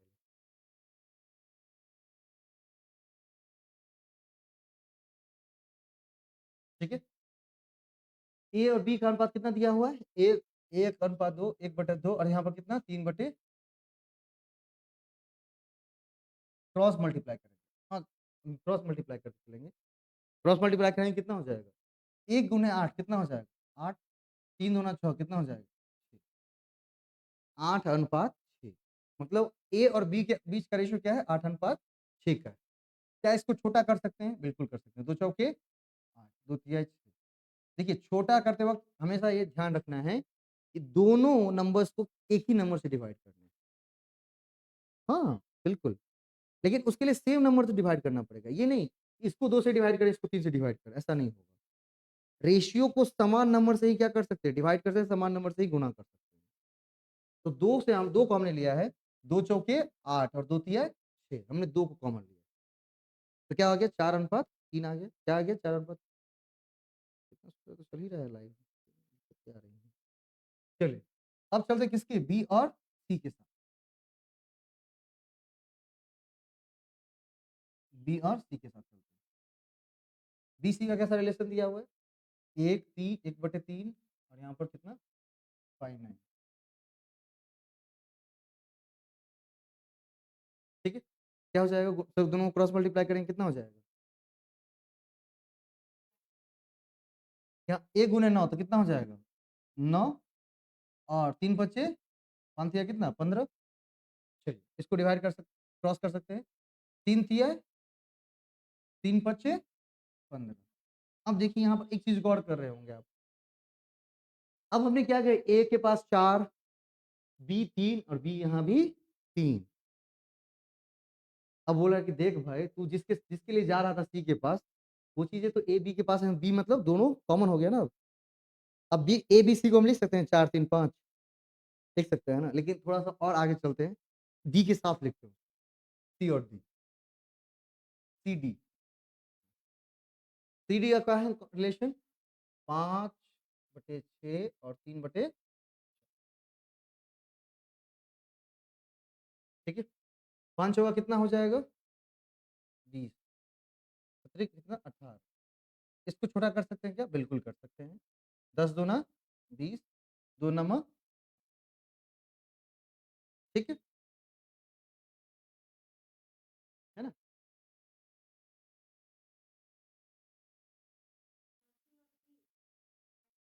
हाँ, 2 नम 18 है। हाँ, 20 है, अब इससे छोटा नहीं कर सकता है ना? कितने हो गए? 10 और 9 हो गए। अब यहाँ पर ए, बी, सी, डी तीनों का अलग रिलेशन हम निकाल चुके हैं। ए, बी का 4:3, बी, सी का 3:5 और सी, डी का 10:9। अब देखिए यहाँ पर ए, बी और सी में कोई दिक्कत नहीं है। ए, बी, सी में क्या है? कोई दिक्कत बिल्कुल नहीं है। दिक्कत किसमें है पता है? दिक्कत है किसमें? दिक्कत है भाई सी और डी वाले में। किसमें दिक्कत है? सी और डी वाले में दिक्कत है। अब सी और डी वाले में दिक्कत है तो क्या करेंगे? उस दिक्कत को क्या करेंगे? सॉल्व करेंगे सी और डी वाले को। कैसे करें? ठीक है, क्योंकि चारों को दोस्त तो बनाना है। यहाँ पर सी कितना है? 5, वहाँ पर कितना है? 10 है। डी कितना है वहाँ पर? 9 है। डी कितना है? 9। अगर एक एक काम कर दें हम, क्या काम करें? तो काम ये कर सकते हैं कि यहाँ पर ए, बी, सी, डी, ठीक है? ए, बी, सी, डी अगर सबको एक साथ लेके चलें, क्या कर सकते हैं इसको?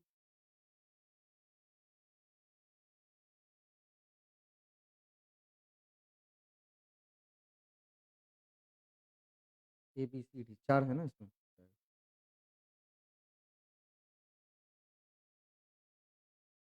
यहाँ पर उसका कर सकते हैं 5 तो यहाँ पर ठीक है। 5 ये सी और सी को मिलाना है।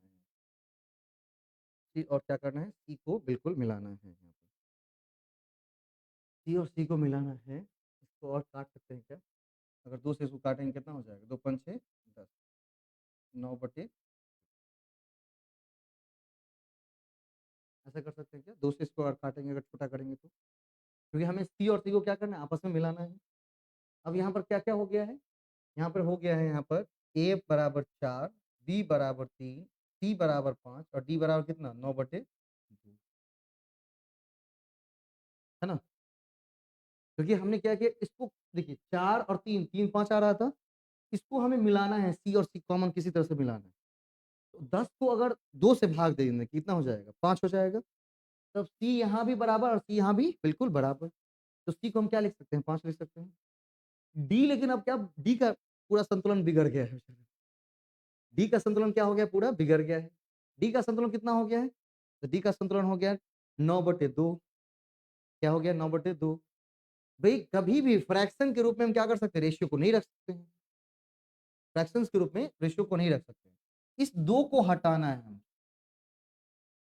क्या करना है? इस 2 को हटाना है। इस 2 को हटाना है तो क्या करिए? यहाँ से सबका एलसीएम लीजिए यहाँ पर। यहाँ पर क्या हो जाएगा? 4/1, 3/1, 5/1 और 2। सबका एलसीएम करेंगे कितना हो जाएगा? 2।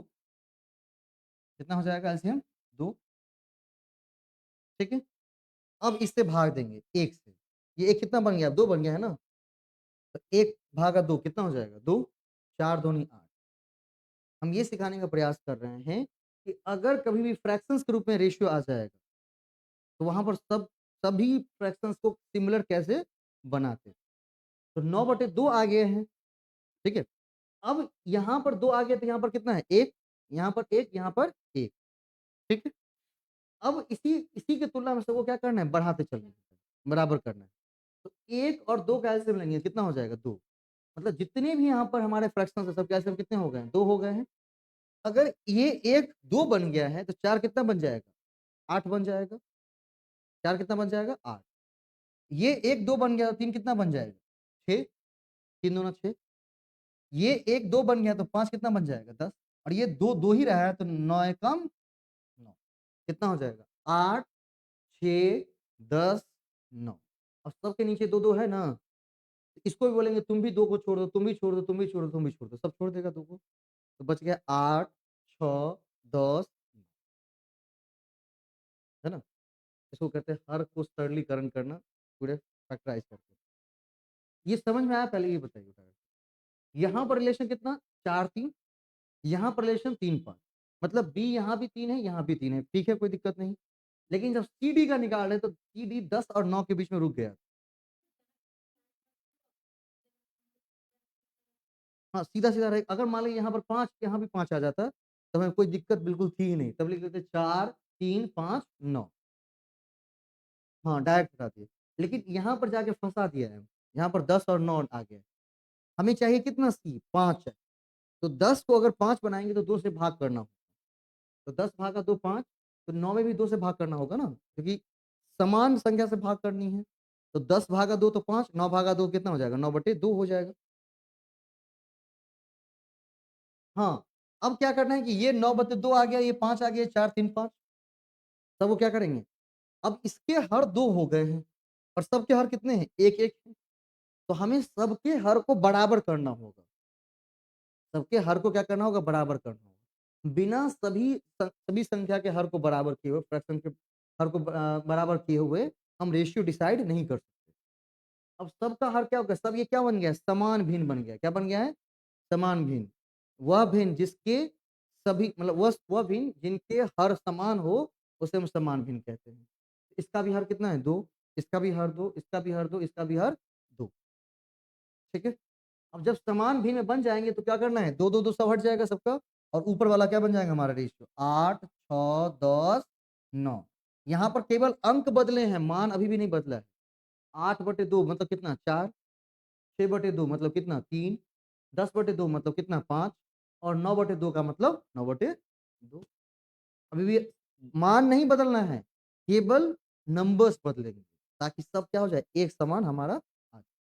ठीक है? चलिए आसान है ना फ्रैक्शंस का? पूरा फ्रैक्शंस एंड रेशियो एक साथ हमने समझा। देखिए कोई दिक्कत नहीं है।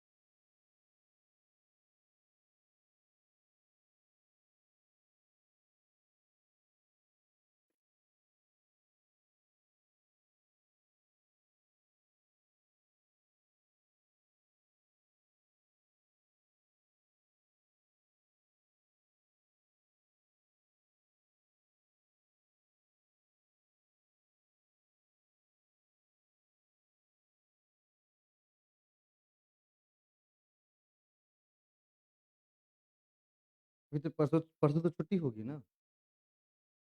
परसों छुट्टी है ना? अभी तो छुट्टी है छठ तक है। परसों खाली 10 बजे के करते हैं। हाँ, परसों क्योंकि परसों भैया दूज है। हाँ, चलिए हमको गाँव जाना होगा। नहीं तो बहन सब मार देगी हमको। बोलेगी पैसे के कारण नहीं आते। तो हाँ, और क्योंकि कल इसके आधे हमने आज खत्म किए, आधे कल कर लेते हैं। ठीक है?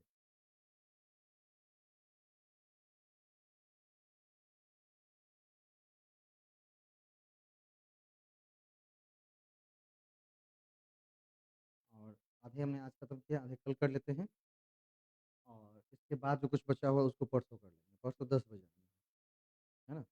तो मैथ्स का लगभग पूरा का पूरा पोर्शन जो है कंप्लीट हो गया। इससे पहले भी क्वेश्चंस हुए हैं, ये भी क्वेश्चंस हैं और आगे परसों तो 1-2 दिन में हो ही रहे हैं। तो जितने भी क्वेश्चन जा रहे हैं सबको क्या करने हैं एक बार सॉल्व करना है। और उसमें कोई दिक्कत आ रहा है तो उसको फाइंड आउट करना। इंडियन नेशनल मूवमेंट पूरा कंप्लीट हो चुका है लगभग, उससे 4 से 5 प्रश्न आएँगे।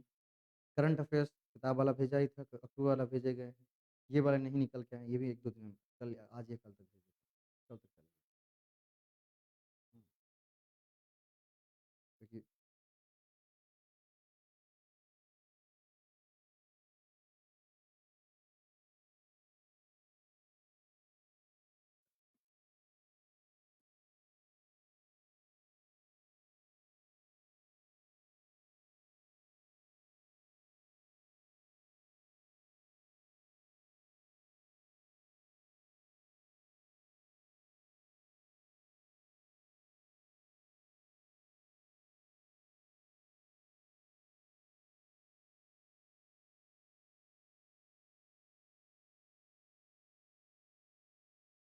हो गया सॉल्व? अच्छा ओके, आराम से लिख लीजिए। देखिए हम मेरे बताते-बताते आप लिखेंगे ना तो वहाँ पर सॉल्व मतलब समझ नहीं पाएँगे, दिक्कत हो जाएगी। हाँ, हाँ, क्योंकि जैसे मैं खत्म कर देता हूँ, इसके पीडीएफ भी जाएँगे, कोई दिक्कत नहीं आती है। ये एग्ज़ैक्ट पीडीएफ फॉर्म से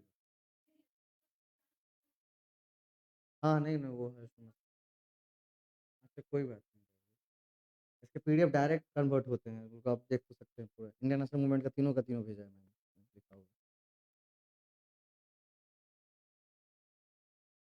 और सही तरीके से मैंने पढ़ाया भी है, मैंने खुद वीडियो देखा है उसका यूट्यूब पे खोल करके, काफ़ी अच्छी तरह से समझाया है।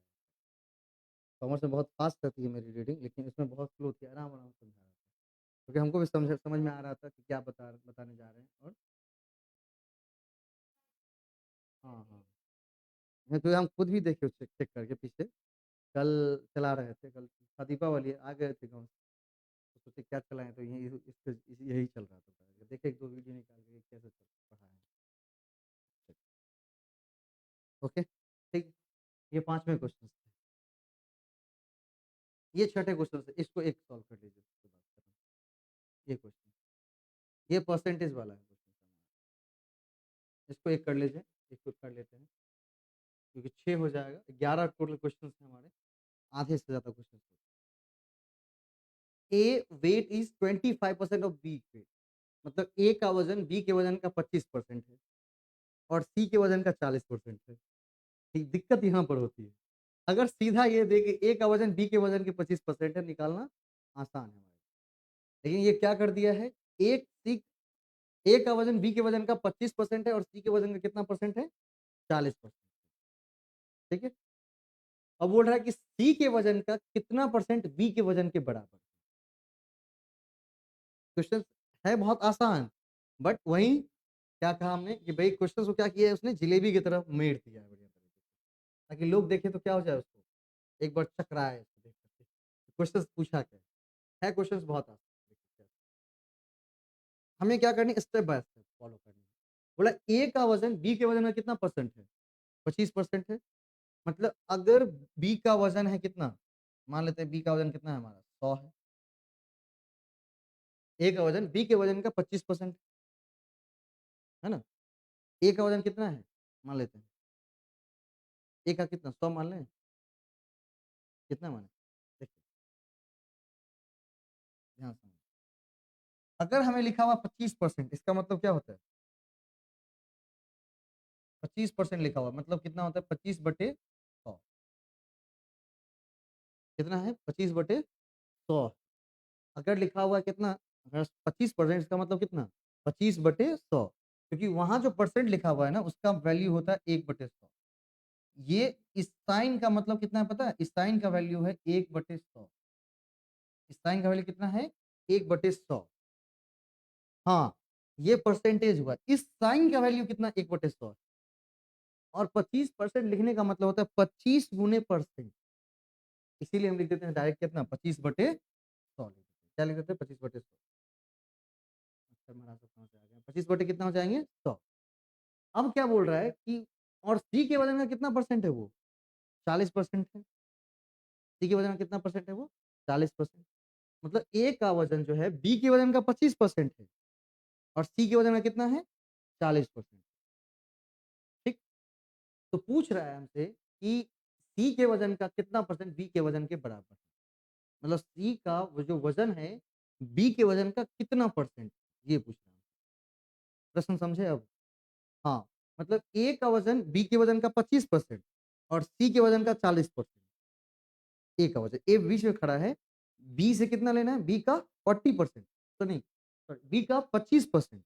मतलब जितना वजन बी का है उसका 25% वजन कितना है, ए का। और जितना सी का वजन है उसका 40% वजन किसका है, ए का। मतलब ए को दोनों तरफ से घेरा जा रहा है, बी के तरफ से भी और सी के तरफ से। अब बोल रहा है कि बी और सी का वजन का कितना परसेंट है, वही बात। हाँ, मतलब बोला ना सी के वजन का कितना परसेंट बी के वजन के बराबर, ठीक है जलेबी, उसको सीधी करनी है। तो सबसे पहले हम क्या करें, ए को माने, बी को माने, सी को माने, क्या मानना चाहिए, ए को कितना मानना चाहिए, कैसे सॉल्व करें इसका तरीका कोई आपके पास, कितना। देखिए सबसे पहले हम किसको मानेंगे, ए को लेकर चलेंगे। देखिए कैसे बता,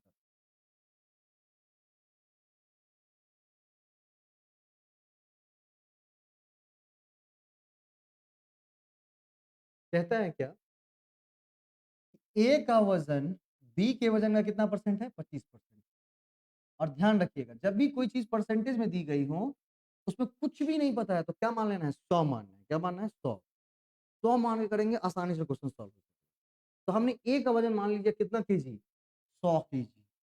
ए का वजन कितना मान लिया हमने, 100 केजी। बोल रहा है कि ए का वजन जितना क्या है, बी के वजन का 25%। बी के वजन का कितना परसेंट है, 25%। 25% मतलब ये कितना है, 25%। अगर 25% 100 केजी है, और कोई भी चीज अपने आप में कितना परसेंट होता है, 100%। कोई भी चीज अपने आप में क्या होता है, 100%, 100% बोलते हैं ना, ये चीज क्या है, 100% सच है। तो कोई भी चीज अपने आप में 100% होता है। लेकिन बोल रहा है ए का जो वजन है वो बी के वजन का कितना परसेंट है, 25%, है ना। तो बी का वजन कितना है कम से कम, तो 100% ना। बी का परसेंट कितना है, बी का वजन 100% है। तो अगर 25% बराबर 100 केजी, तो 100% बराबर कितना केजी, 25% बराबर कितना, 100 केजी। तो 100% बराबर कितना केजी, 400। नहीं हो जाएगा, देखिए ना, 25% बराबर कितना, 100 केजी। तो 1% बराबर कितना, 100/25। और 100% बराबर कितना हो जाएगा, 400। 400 हो जाएगा ना। देखिए ध्यान से देखिए, आसान कर दिया ना। हाँ, कि ए का वजन जितना है वो बी के वजन में कितना परसेंट है, 25% है। तो ए का वजन हमने मान लिया 100 केजी, जो कि 25% के बराबर है। तो अगर ए का वजन 25% है तो बी का वजन कितना हो जाना चाहिए, 100%, है ना। तो कितना हो जाएगा, 400 केजी। और फिर क्या बोला, फिर ध्यान से, सी का, ए का वजन सी के वजन में कितना परसेंट, सी के वजन कितना परसेंट है, 40% है, ठीक है। सी के वजन में कितना परसेंट है, 40%। देखिए अगर बी के परिप्रेक्ष्य में देखते हैं ए का वजन, तो कितना परसेंट है, 25% है। लेकिन अगर हम सी के परिप्रेक्ष्य में ए का वजन देखते हैं, किसके परिप्रेक्ष्य में, सी के परिप्रेक्ष्य में ए का वजन देखते हैं, तो वो कितना परसेंट है, 40% है। कितना परसेंट है वो, 40%। नहीं, ए का वजन बी के परिप्रेक्ष्य में 25% है, जिससे हमने कैलकुलेट कर लिया कि बी का वजन कितना होगा, 400 केजी होगा। लेकिन वही 100 केजी सी के परिप्रेक्ष्य में कितना है, 40%। मतलब 40% का वैल्यू कितना है, 100 केजी। 40% का वैल्यू कितना है, 100 केजी। तो 40% का वैल्यू अगर 100 केजी है तो 1% का वैल्यू कितना हो जाएगा हमारा, 100/40, है ना। तो 100% बराबर कितना हो जाएगा, क्योंकि सी का वजन भी अपने आप में 100% होगा ना। सी का वजन भी तो अपने आप में 100% होगा ना। कितना हो जाएंगे, 100/40 और गुणे 100, कितना हो जाएगा, एक जीरो से एक जीरो कट गया, 4 से काटेंगे कितना हो जाएगा, 25 चौके 100, और 25 है कितना, 250। समझ में आया यहाँ तक। ए का वजन 100 केजी हमने माना, जो कि क्या है? बी के वजन का 25%, ठीक है? तो अगर 100 केजी बराबर 25% है, तो 100% बराबर कितना हो जाएगा? 400 केजी, जो कि बी का वजन है। लेकिन उसी चीज़ को अगर सी के परिप्रेक्ष्य में देखते हैं, तो वो कितना परसेंट है? 40% है। मतलब 40% का वैल्यू कितना? 100, 1% का वैल्यू कितना? 100/40, 100% का वैल्यू कितना? 100/40 गुने 100, तो कितना हो जाएगा? 250। अब यहाँ पर क्या निकल के आ गई? यहाँ पर निकल के आ गई, ए का वजन कितना? ए का वजन आपका 100 केजी, ए का वजन कितना हो जाएगा? 100 केजी। बी का वजन कितना? 400 केजी, बी का वजन कितना? 400 केजी। एंड सी का वजन कितना है हमारा? सी का वजन है, यहाँ तक कैलकुलेट कर लिया हमने, करेक्ट? अब क्या बोल रहे हैं हमको? सी के वजन का, सी के वजन का कितना परसेंट बी के वजन के बराबर है? तो पहला नाम किसका लिखा हुआ है? सी या ए? सी का लिखा हुआ है, बी का लिखा हुआ है? नहीं, पहले सी का लिखा हुआ है ना। पहले किसका नाम लिखा हुआ है? जो हमें निकालना है वो देखिए, सी के वजन का कितना परसेंट है? सी के वजन का कितना परसेंट है? किसका वजन है? हाँ, तो नाम पहले किसका लिखा हुआ है? सी का नाम लिखा हुआ है। तो सी का नाम लिखा हुआ है, क्या करना है? सी के वजन का, नहीं, किसके बराबर? बी के वजन के बराबर। हमें किसके बराबर करने हैं? बी के बराबर करने हैं। बी के बराबर करने हैं तो कितना हो जाएगा? बी का बराबर मतलब 400 भागा कितना? 250। सी के वजन का, जिससे पूछेगा किसका, किसका मतलब उसको नीचे डालना है ना? मतलब हाँ, किसका, देखा ना? बी के वजन के बराबर है किसका वजन? सी का। तो सी का मतलब सी नीचे और बी ऊपर। और किसी भी चीज को प्रतिशत में ले जाने के लिए क्या करना पड़ता है? 100 से गुना करना पड़ता है। अब क्या हो जाएगा? ये यहाँ से यहाँ कट जाएंगे, एक जीरो से। 25 चौके कितना होता है? 100 होता है। और 40 गुने 4 कितना हो जाएगा? 100।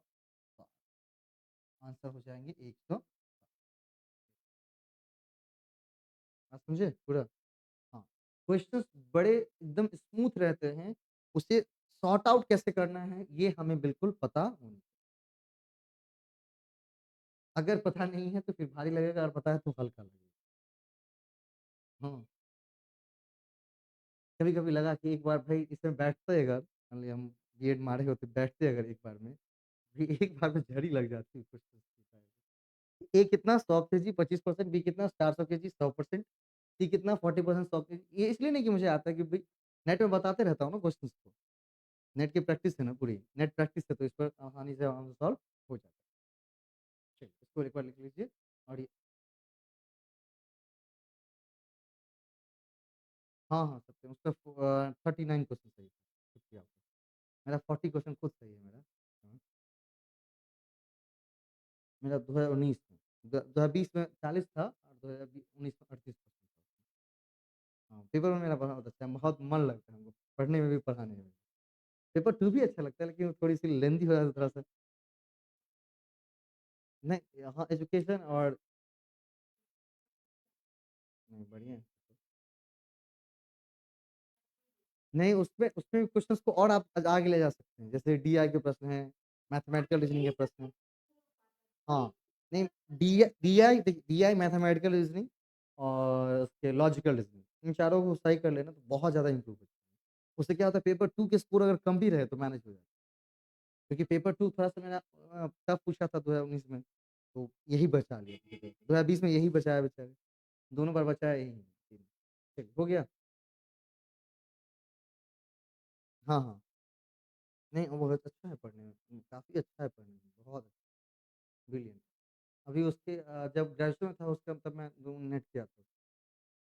ग्रेजुएशन खत्म कर रहा था, तो मैंने भर, मैंने बोला कि हम भर के देखें क्या तुम लोग? देखो भर, तो नेट निकली थी, कुछ ही मार्क्स से रह गया था। कुछ मतलब कुछ क्वेश्चन थे। अभी वो फर्स्ट सेमेस्टर में है। हाँ, चलो उसके लिए बहुत बढ़िया है ना। इतनी, हाँ, अभी अभी फर्स्ट सेमेस्टर में गए ही, अभी एग्ज़ाम भी दिए, एग्ज़ाम से पहले उसका आती थी, रिज़ल्ट उसका। जी, सब्जेक्ट मैथ थी उनकी। मैथ मैथ थी, मैथ थी, लैंग्वेज। हाँ, पेपर 1 में उसके लगभग 38 तक सही है शायद, और पेपर 2 में बढ़िया अच्छा खासा सही। 238, 119 क्वेश्चन सही। 119 क्वेश्चन अब सही करना बड़ा बड़ी बात है। और भी सही होता, मतलब 2-3 क्वेश्चन तो मैथ की गलती करके आ गए हैं। मतलब वो भी मतलब सिली मिस्टेक, यही परसेंटेज वाले में कुछ, कुछ ही एवरेज वाले में। कम से कम मेरा टारगेट था 122 क्वेश्चन, 125 तक था। 3 क्वेश्चन ड्रॉप आउट हो गए थे, तो 125 क्वेश्चन, 250 नंबर का था टारगेट, लेकिन 238 था आखिर में। चलिए कोई बात नहीं, जितना ही लाए बहुत-बहुत बढ़िया है। चलिए, ये हो गए।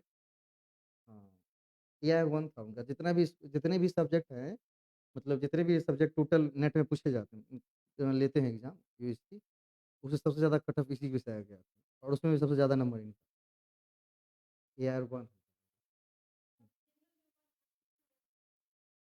हाँ, नहीं कोई दिक्कत नहीं है उसपे। देखिए, एक बार अगर प्रयास करें ना ढंग से और अगर कंसिस्टेंसी रखें तो बिल्कुल हो जाएगा। यहाँ पर 2 लोगों की 2 ही खराबी है, लोग इतना निकल नहीं पाते क्यों?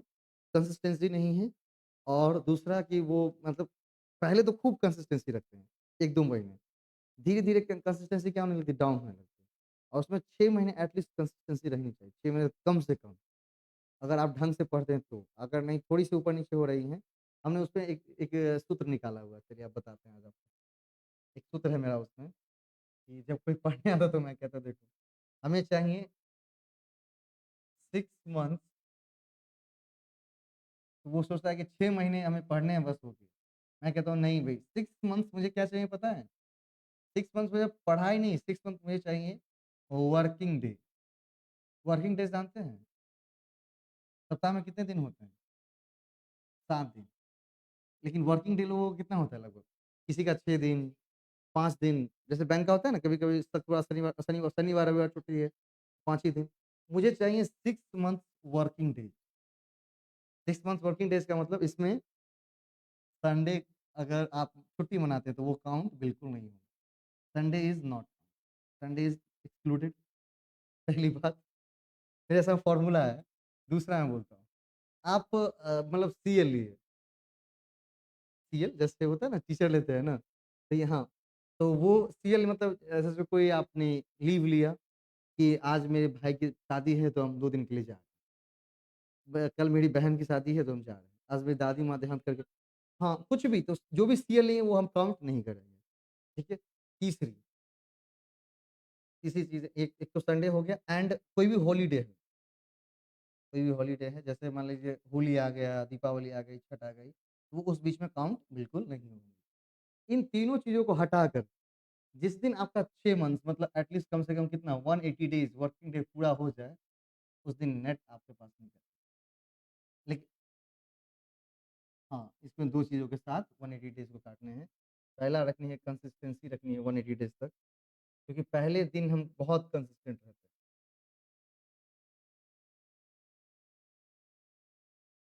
है ना? कंसिस्टेंसी रखनी है और दूसरा अ, यहाँ पर आपका एचडब्ल्यू कंप्लीट होना चाहिए, ये नहीं कर पाते। हम बचपन में कंप्लीट कर लेते थे, यहाँ लोग नहीं करते। सही बोलता हूँ उठा करके। टेस्ट जैसे आपने दिया, तो कहेंगे कि सर हम तो नहीं दे पाए क्योंकि दिक्कत हो गई। भई ठीक है, मैं इस बात को मान लेता हूँ कि आपको क्या हो गई थी, दिक्कत हो गई थी, आपने नहीं दिया टेस्ट। लेकिन ये बात जो आयोग है वो नहीं मानेंगे, चाहे नेट आयोग हो, बीपीएससी हो, कोई भी मानेगा क्या? आज मेरी दादी माँ का देहांत हो गया। भई आज वहाँ पर भोज चल रही है, मैं यहाँ पढ़ा रहा हूँ, यहाँ से निकलूँगा तो फिर जाने जाने का प्लान है, अगर जा पाए तो। तो भई अगर हम मान लीजिए हम ये कहें मेरा एग्ज़ाम है मेरा, हम कहें कि मेरी दादी माँ का देहांत हो गया है, आयोग को उससे कोई मतलब है क्या? नहीं, क्योंकि वो सब्जेक्टिव नेचर पे काम नहीं कर रहा है, वो ऑब्जेक्टिव नेचर पे काम कर रहा है। और जो ऑब्जेक्टिव नेचर पे काम कर रहा है, तो आपको उसी हिसाब से काम करके देने होंगे ना। तो ये देखने में तो बड़ा आसान लगता है 180 डे वर्किंग डेज़, लेकिन इस 180 डेज़ को पुराने में कम से कम आपको साल लग जाते हैं। क्योंकि दीपावली छुट्टी आप लेंगे ही लेंगे, चलो ठीक है, उधर छुट्टी लेंगे तो लेंगे ही लेंगे, क्योंकि त्योहारों का सीज़न है। तो 180 डेज़ पुराने में आपको 1 साल लग जाता है और जिस दिन आपने उतनी 180 डेज़ पूरी कर ली कंसिस्टेंसी के साथ, निश्चित रूप से क्वेश्चन बन जाएगा। इसी बार हम प्रीवियस ईयर देखें, प्रीवियस ईयर आप देखिएगा पेपर 1 का और नोट्स कभी देखिएगा, बहुत सारा फ्री सैंपल नोट्स भी है। नहीं तो कभी हो तो 1-200 का खर्च करके उठा के लेके जाइएगा कभी, जैसे टीचिंग के, कभी कम्युनिकेशन के, कुछ भी लेके जाइएगा। और देखेंगे अभी भी, आज भी जो मतलब 2023 में क्वेश्चन सेट हो रहे हैं, उसका नोट्स में मैंने 2021 में लिखा। 2021 में मैंने पेपर 1 के नोट्स लिखनी बंद कर दी हैं, पेपर 2 पे काम कर रहा हूँ और दूसरे-दूसरे जगह पे। तो 2021 में वो चीज़ें लिखी थी और 2023 में आज वो पूछ रहा है। क्यों? तो क्योंकि क्वेश्चन जब आते हैं ना तो आप क्या करते हैं आगे क्वेश्चन सोच जैसे मैंने सीडीपी का क्वेश्चन पूछा ना आपसे कि अगर 4 दोस्त हैं, अलग-अलग हैं वो, ए बी का दोस्त है, बी सी का दोस्त है, सी डी का दोस्त है, ये 3 अलग-अलग ग्रुप में बँटे हुए हैं, लेकिन हम इन तीनों को क्या करना है आपको एक जगह सम्मिलित करना है, तो क्या करना है? भई ये भी एक चाइल्ड डेवलपमेंट पेडागोजी का क्वेश्चन हो सकता है ना, वैसे निश्चित रूप से एजुकेशनल क्वेश्चन्स हैं कि भई कैसे आप जोड़ेंगे? तो जोड़ने के लिए क्या करना पड़ेगा? पहले आपको गुणों को मिलाना पड़ेगा या कुछ समानता ढूँढनी पड़ेगी क्योंकि दोस्त वही उस तभी बनते हैं जब लोगों में क्या होती है? समानता। एक पढ़ने वाला, एक बहुत बढ़िया है, दोस्त बनेगा क्या? नहीं। हाँ, हाय हेलो वाला दोस्त अलग है उठा के, एक म्यूचुअल फ्रेंडशिप तो कब बनेगा? जब गुणों में क्या होंगे? लोगों की समानता होंगी। तो हमने क्या कर दिया सबके गुणों को समान कर दिया कि भई गुणों के समान मतलब क्या? अरे तुम चारों एक ही जगह से आ रहे हो तो दोस्त बन जाओ, है ना? अरे तुम चारों बहुत ही पढ़ाकू हो तो दोस्त बन जाओ, ग्रुप स्टडी करो। कुछ भी एक गुण को मिलाना है, उस पर चारों आन बैठने चाहिए। अब जब चारों को इक्वालिटी दिखा देंगे तो वो दोस्त बन ही जाएगा ना, पक्का बनेगा उठा के। सेम चीज़ें मैंने रेशियो में भी की वहाँ पे। तो ये बात। बाकी रही आपकी एग्ज़ाम की बात, तो भई आप हम यहाँ पर जो फेल हो गया है, लोग डरते है ना? डर जो है ना आपको पहले ही हरा देता है। जैसे आपने प्रश्न को देखा, इतने बड़े प्रश्न हैं। अब क्या देखिए, डर एक ही क्वेश्चन में नहीं, जैसे आपका मान लीजिए पहले क्वेश्चन देखिए, आपने डर हो गया वहाँ पर। फिर क्या हो जाता है कि जैसे ही डरे, तो डर क्या करता है, इस क्वेश्चन को तो गलत करवाएगा ही करवाएगा। अगले जो आने वाले क्वेश्चन वो भी गलत होंगे, क्योंकि डाउटफुल हो गया ना दिमाग अब। डाउटफुल ये हो गया कि वो पिछले वाला जो मारा था वो हमने सही किया था या गलत किया था। अब सही गलत, सही गलत, सही गलत में दिमाग घूम रहा है वहाँ पर। तो वहाँ पर सही प्रश्न भी आ रहा है तो गलत। अब सोचिए ना कि भई 50% से भी कम कट ऑफ जाना ये क्या इंगित करता है? किसी भी विषय में 50% से ज़्यादा तो नहीं गए हैं, कुछ-कुछ सब्जेक्ट में गए हैं। कुछ नहीं कट ऑफ आप देखिए कट ऑफ आगे और पीछे जाने के जो जो उसका बेसिस रहता है वो है क्वेश्चंस का लेवल। क्वेश्चंस का भई अपना एक देखिए 5 ऑप्शन देने के बाद क्वेश्चंस भले ही कमज़ोर क्यों ना हो लेकिन क्वेश्चन वो क्या बन जाते हैं टफ हो जाते हैं। बेसिस पे कि अब 5 ऑप्शन से तो थोड़ा डाउटफुल है, तो लोगों के लिए थोड़ा डर हो जाता है। तो वहाँ पर वही लोग ने उतने ही प्रश्न किए ही हैं उस हिसाब से, तो कम ही आ जाती है। बस अगर आप ध्यान से प्रश्न को पढ़ रहे हैं, चाहे वो आपके साइको मतलब पेपर 2 वाले क्वेश्चन आ रहे हों, जीएस में तो मैंने खास करके देखा कि अगर देखिए कुछ चीज़ें याद करने वाली जैसे करंट अफेयर्स याद करने वाली हैं। याद है तो फिर ठीक है, नहीं याद है तो छोड़ ही दीजिए। दूसरी चीज़ है इंडियन नेशनल मूवमेंट पढ़ा आपने, याद है तो फिर ठीक है, नहीं तो नहीं बनेगा। मैथ्स के प्रश्न ऐसे हैं, जो आपको नहीं भी पता है, तो भी आप ऑप्शन से बना सकते हैं। जैसे अगर आपने एज प्रॉब्लम नहीं पढ़ा है, लेकिन एज प्रॉब्लम हमने अभी बनाया ना, बिल्कुल कोई अभी अभी तक ना एज मैंने पढ़ाया है। हाँ, सिंपल इंटरेस्ट, कंपाउंड इंटरेस्ट में फॉर्मूले की ज़रूरत पड़ी, तो वो भी 1 से 2 लाइन का फॉर्मूला है। तो मैथ्स में इसलिए इसलिए जोड़ दे रहा हूँ कि मान लीजिए कि 8 प्रश्न हैं यहाँ से निकल के आते हुए, अगर 8 में से मान लो नहीं 8 क्या, कम से कम 6 प्रश्न भी हमारे सॉल्व हो जाएँ, तो 6 नंबर एट लीस्ट आपके सिक्योर हो गए हैं। करंट अफेयर्स अगर याद नहीं हो पाए, तो उसमें फिर प्रॉब्लम है वहाँ पर। अगर कोई मान लीजिए हम कुछ याद करके कुछ और गए और उसने कुछ और पूछा, वहाँ पर तो कोई चारा नहीं है तुक्का मारने के सिवा। तुक्का अगर ठीक हो गया तो फिर ठीक है, नहीं तो प्रॉब्लम। इंडियन नेशनल मूवमेंट इसलिए मैंने समझाया कि भई और मैंने क्रमबद्ध करके बताया, कि चीज़ें याद हो जाए। अब भई उस हिसाब से प्रश्न पूछती है तो फिर ठीक है, नहीं तो फिर दिक्कत। क्योंकि प्रश्न को किसी भी हिसाब से पूछा जा सकता है ना। लेकिन जो अभी तक जो प्रश्न पूछे गए, उसी हिसाब के पूछे गए, उसी हिसाब से लोग पढ़ाते हैं। फिर आपके आते हैं किसमें साइंस पोर्शन्स में और ये मैथ वाले पोर्शन्स में। तो इन सभी पोर्शन्स में क्या करते हैं जैसे मैप वाले पोर्शन इसमें क्या फ़ायदा है कि अगर आपके मैप आपके दिमाग में बैठा हुआ है थोड़ा-सा, पूरब, पश्चिम, उत्तर, दक्षिण। जैसे इसमें पूछा गया था कि जितने भी कौन-कौन प्लांट हैं, परियोजना चल रही हैं, उसको पूरब से पश्चिम दिशा में सजाना है। तो भई आपको पहले तो आपको इंडिया का पूरा पश्चिम पता होगा तभी ना समझाएँगे ना कि भई इंडिया के पूरब में कौन है, पश्चिम में कौन है। तो मैप अगर आपके दिमाग में बैठी हुई है तो आपको सही हो जाएगा, है ना? बाकी तो आपके ये है पेपर 2 वाले पोर्शन्स हैं। तो जीएस में अगर हम थोड़ी मेहनत करके इसमें इम्प्रूव कर लेते तो पेपर 2 में कम है तो क्या हो जाएगा थोड़ा-सा चल बाकी सारे प्रश्नों को धीरे-धीरे करके हम समझा ही रहे हैं, उसको कोई ऊपर-नीचे करते नहीं हैं कभी भी। भई इंडियन नेशनल मूवमेंट खत्म, करंट अफेयर्स वाला भेज ही रहा हूँ धीरे करके। अक्टूबर वाले भेजे हैं, उससे प्रीवियस वाले आपको मैंने बता दिए हैं, उसमें आप पढ़ ही रहे हैं उसमें उठा करके। तो सारी चीज़ें बिल्कुल व्यवस्थित रूप से चल ही रही हैं। हमको डर हो जाता है कि पढ़ के जा रहे हैं, यही पूछेगा तो ठीक है। क्योंकि देखिए, जो भी पूछेगा ना, जो भी आप पढ़ रहे हैं ना, वही सारा कुछ पढ़ रहे हैं। लोगों को क्या होता है यहाँ पर, भई ये मास्टर कहीं कम पढ़ा है, इससे पढ़ लें क्या? सभी सर वही चीज़ें पढ़ा रहे हैं। बस ऊपर-नीचे कुछ-कुछ ऊपर-नीचे होंगे किसी तरफ से। कोई ज़्यादा पढ़ा रहा होगा, कम पढ़ा रहा होगा। अगर हम एक ही चीज़ को व्यवस्थित करके देखें, आसानी से निकल जाएगा। मैथिली में आए थे वो मतलब सत्यम झा का आपने नाम लिया, मैथिली में आए थे। हम जो-जो चीज़ें बताते गए, वो लिखते गए। एक बार एग्ज़ाम दिए, क्लियर हो गया। यहाँ के स्टूडेंट क्या है कि भई कहेंगे कि हाँ, कर लीजिए होमवर्क, नहीं करेगा। अब दूसरे-तीसरे जगह दिमाग लगाए हुए हैं कि वो किताबें पढ़ लेंगे, वो किताबें पढ़ लेंगे, वो किताबें पढ़ लेंगे। किताबें पढ़ने से थोड़ी हो जाएँगे, किताबें पढ़ने से हो जाती तो फिर सबसे पहले किसका हो जाता? जो लेखक है उन्हीं का। प्रोफ़ेसर्स के भी नहीं होते हैं बहुत सारे, नेट एग्ज़ाम में प्रोफ़ेसर्स भी आपके साथ बैठे हो तो उनका भी नहीं होता, वो तो पढ़ा रहे हैं, उनका क्या ही नहीं होता। क्योंकि मेन चीज़ है स्ट्रैटेजी यहाँ पर। मैंने क्वेश्चन को जब देखेंगे ना पेपर 1 के बहुत सारे क्वेश्चन, पेपर 1 के बहुत सारे यूट्यूब में वीडियोज़ गए हैं। अब देखिएगा वहाँ पे। जो प्रश्न आपको नहीं भी आता उसको भी मैंने सॉल्व करके दिखाया। जो प्रश्न के बारे में आप बिल्कुल नहीं जानते हैं, भई ये प्रश्न कैसे है, क्या पढ़ाया गया है, नहीं जानते हो। लेकिन अगर बेसिक फैक्ट्स पता है, जैसे आप बुद्ध के बारे में जानते हैं, बुद्ध, गौतम महात्मा बुद्ध, इसके बारे में सब लोग जानते हैं कि भई वो क्या थे, लोगों को इंटरैक्ट करते थे। तो बुद्ध संप्रेषण जो होती है मतलब बौद्धिक संप्रेषण जो मतलब बुद्ध मतलब संप्रेषण के जो बुद्ध के जो मॉडल है, अवधारणा है, उसमें वो किस चीज़ पे जोर देते हैं? वो देते हैं जोर किस पर मतलब विनम्रता पर जोर देते हैं। अब हमें यह कहानी याद आ गई कौन सी? उंगलीमाल डाकू वाली। उंगलीमाल डाकू को चाकू दिखा के नहीं मनाए थे। उनको अपने संप्रेषण से उन्होंने क्या किया था? अपने बस में किया और संप्रेषण में क्या चीज़ें फ़ॉलो की थी? विनम्रता, नम्यता। तो बोला कि उस उनकी अवधारणा में कौन-कौन सी चीज़ें सही है? मुझे लगा कि नम्रता होनी चाहिए, विनम्रता होनी चाहिए और इंटरेक्शन होना चाहिए। तीनों हमने ऑप्शन मारा, आंसर सही था। अगर उंगलीमाल डाकू वाला भी अगर प्रश्न सही आप जानते हैं कहानी ये कहानी सब जानता है ना। कोई भी ऐसा तो नहीं होगा कि उंगलीमाल डाकू और महात्मा बुद्ध वाला नहीं जानता है, थोड़ा बहुत सब जानते हैं। हाँ, अब उस प्रश्न को भी अगर आप जानते हैं ना तो सॉल्व कर सकते हैं। क्योंकि वहाँ पर जो क्वेश्चन्स आ रहे हैं प्रैक्टिकली वर्ल्ड में। हुँ, आप खुद राष्ट्रीय आंदोलन पढ़े हैं और मैंने आपको प्रश्न भी नहीं पूछा है। आप कहीं दूसरे सोर्स से किए हैं ऑब्ज़र्व। वो खुद का मेरा अपना सोर्स तो नहीं था ना, दूसरे सोर्स से कहीं से किया है ना।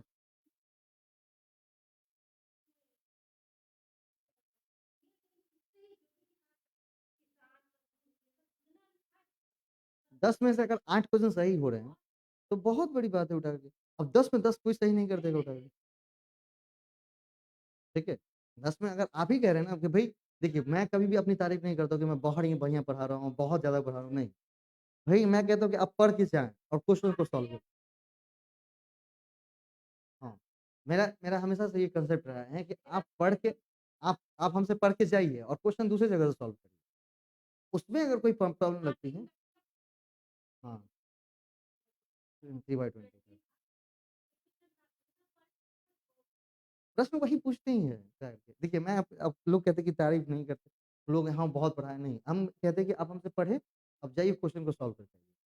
अगर क्वेश्चन में प्रॉब्लम लगती है, तो सही बात है मुझे एक बार फिर से रिपीट करने की ज़रूरत है। अगर आपसे 10 में 80% क्वेश्चन अगर आप मार पा रहे हैं ना, तो फिर आपको पढ़ने की ज़रूरत नहीं है, आपको और क्वेश्चन्स करने की ज़रूरत है। हाँ, 80 से नीचे आता है क्वेश्चन मतलब अगर मतलब 10 क्वेश्चन्स हैं, 7 क्वेश्चन सही हो रहे हैं, 6 क्वेश्चन सही हो रहे हैं, तो आपको थोड़ी और पढ़ने की ज़रूरत है, फिर हमसे संपर्क करिए, मैं पढ़ाता हूँ। अगर 8 सही हो रहा है तो पढ़ने की ज़रूरत नहीं है और क्वेश्चन्स करने की ज़रूरत है ताकि अगर कोई गैप ढूँढ ले तो आप उसमें उसमें भी जैसे एप्लीकेशन में क्या है ना मॉक टेस्ट, उसमें भी करिएगा, उसमें भी बहुत सारे इंटरनेशनल में बहुत सारा बनेगा। ठीक है? चलिए विदा लेते हैं। इसको मैं भेज देता हूँ मतलब कितने 6 प्रश्न हैं इसमें, 6 प्रश्न हमने सॉल्व किए 6 तक और 6 प्रश्न इसमें और भी हैं, उसको एक बार करके देखिएगा। अगर कोई दिक्कत होती है मैं कल तो फिर बता ही रहा हूँ और कल 3 जैसे वो 4 बजे था ना? हाँ, वही 4 बजे और बाकी परसों जो है वो 10 बस परसों इसलिए क्योंकि वो ये परसों 10 बजे या उससे पहले सुबह मॉर्निंग में क्योंकि करके हम सोचते हैं कि यहाँ से कर दें आप लोगों को, आप लोग प्रश्न बनाते हैं, मैं भी अपना जा कर के वहाँ से सारा भैया दूज वाला प्रॉब्लम सॉर्ट आउट कर ठीक है? इसके पीडीएफ व्हाट्सएप ग्रुप में और आपके ग्रुप में चली जाएगी। Okay, thank you.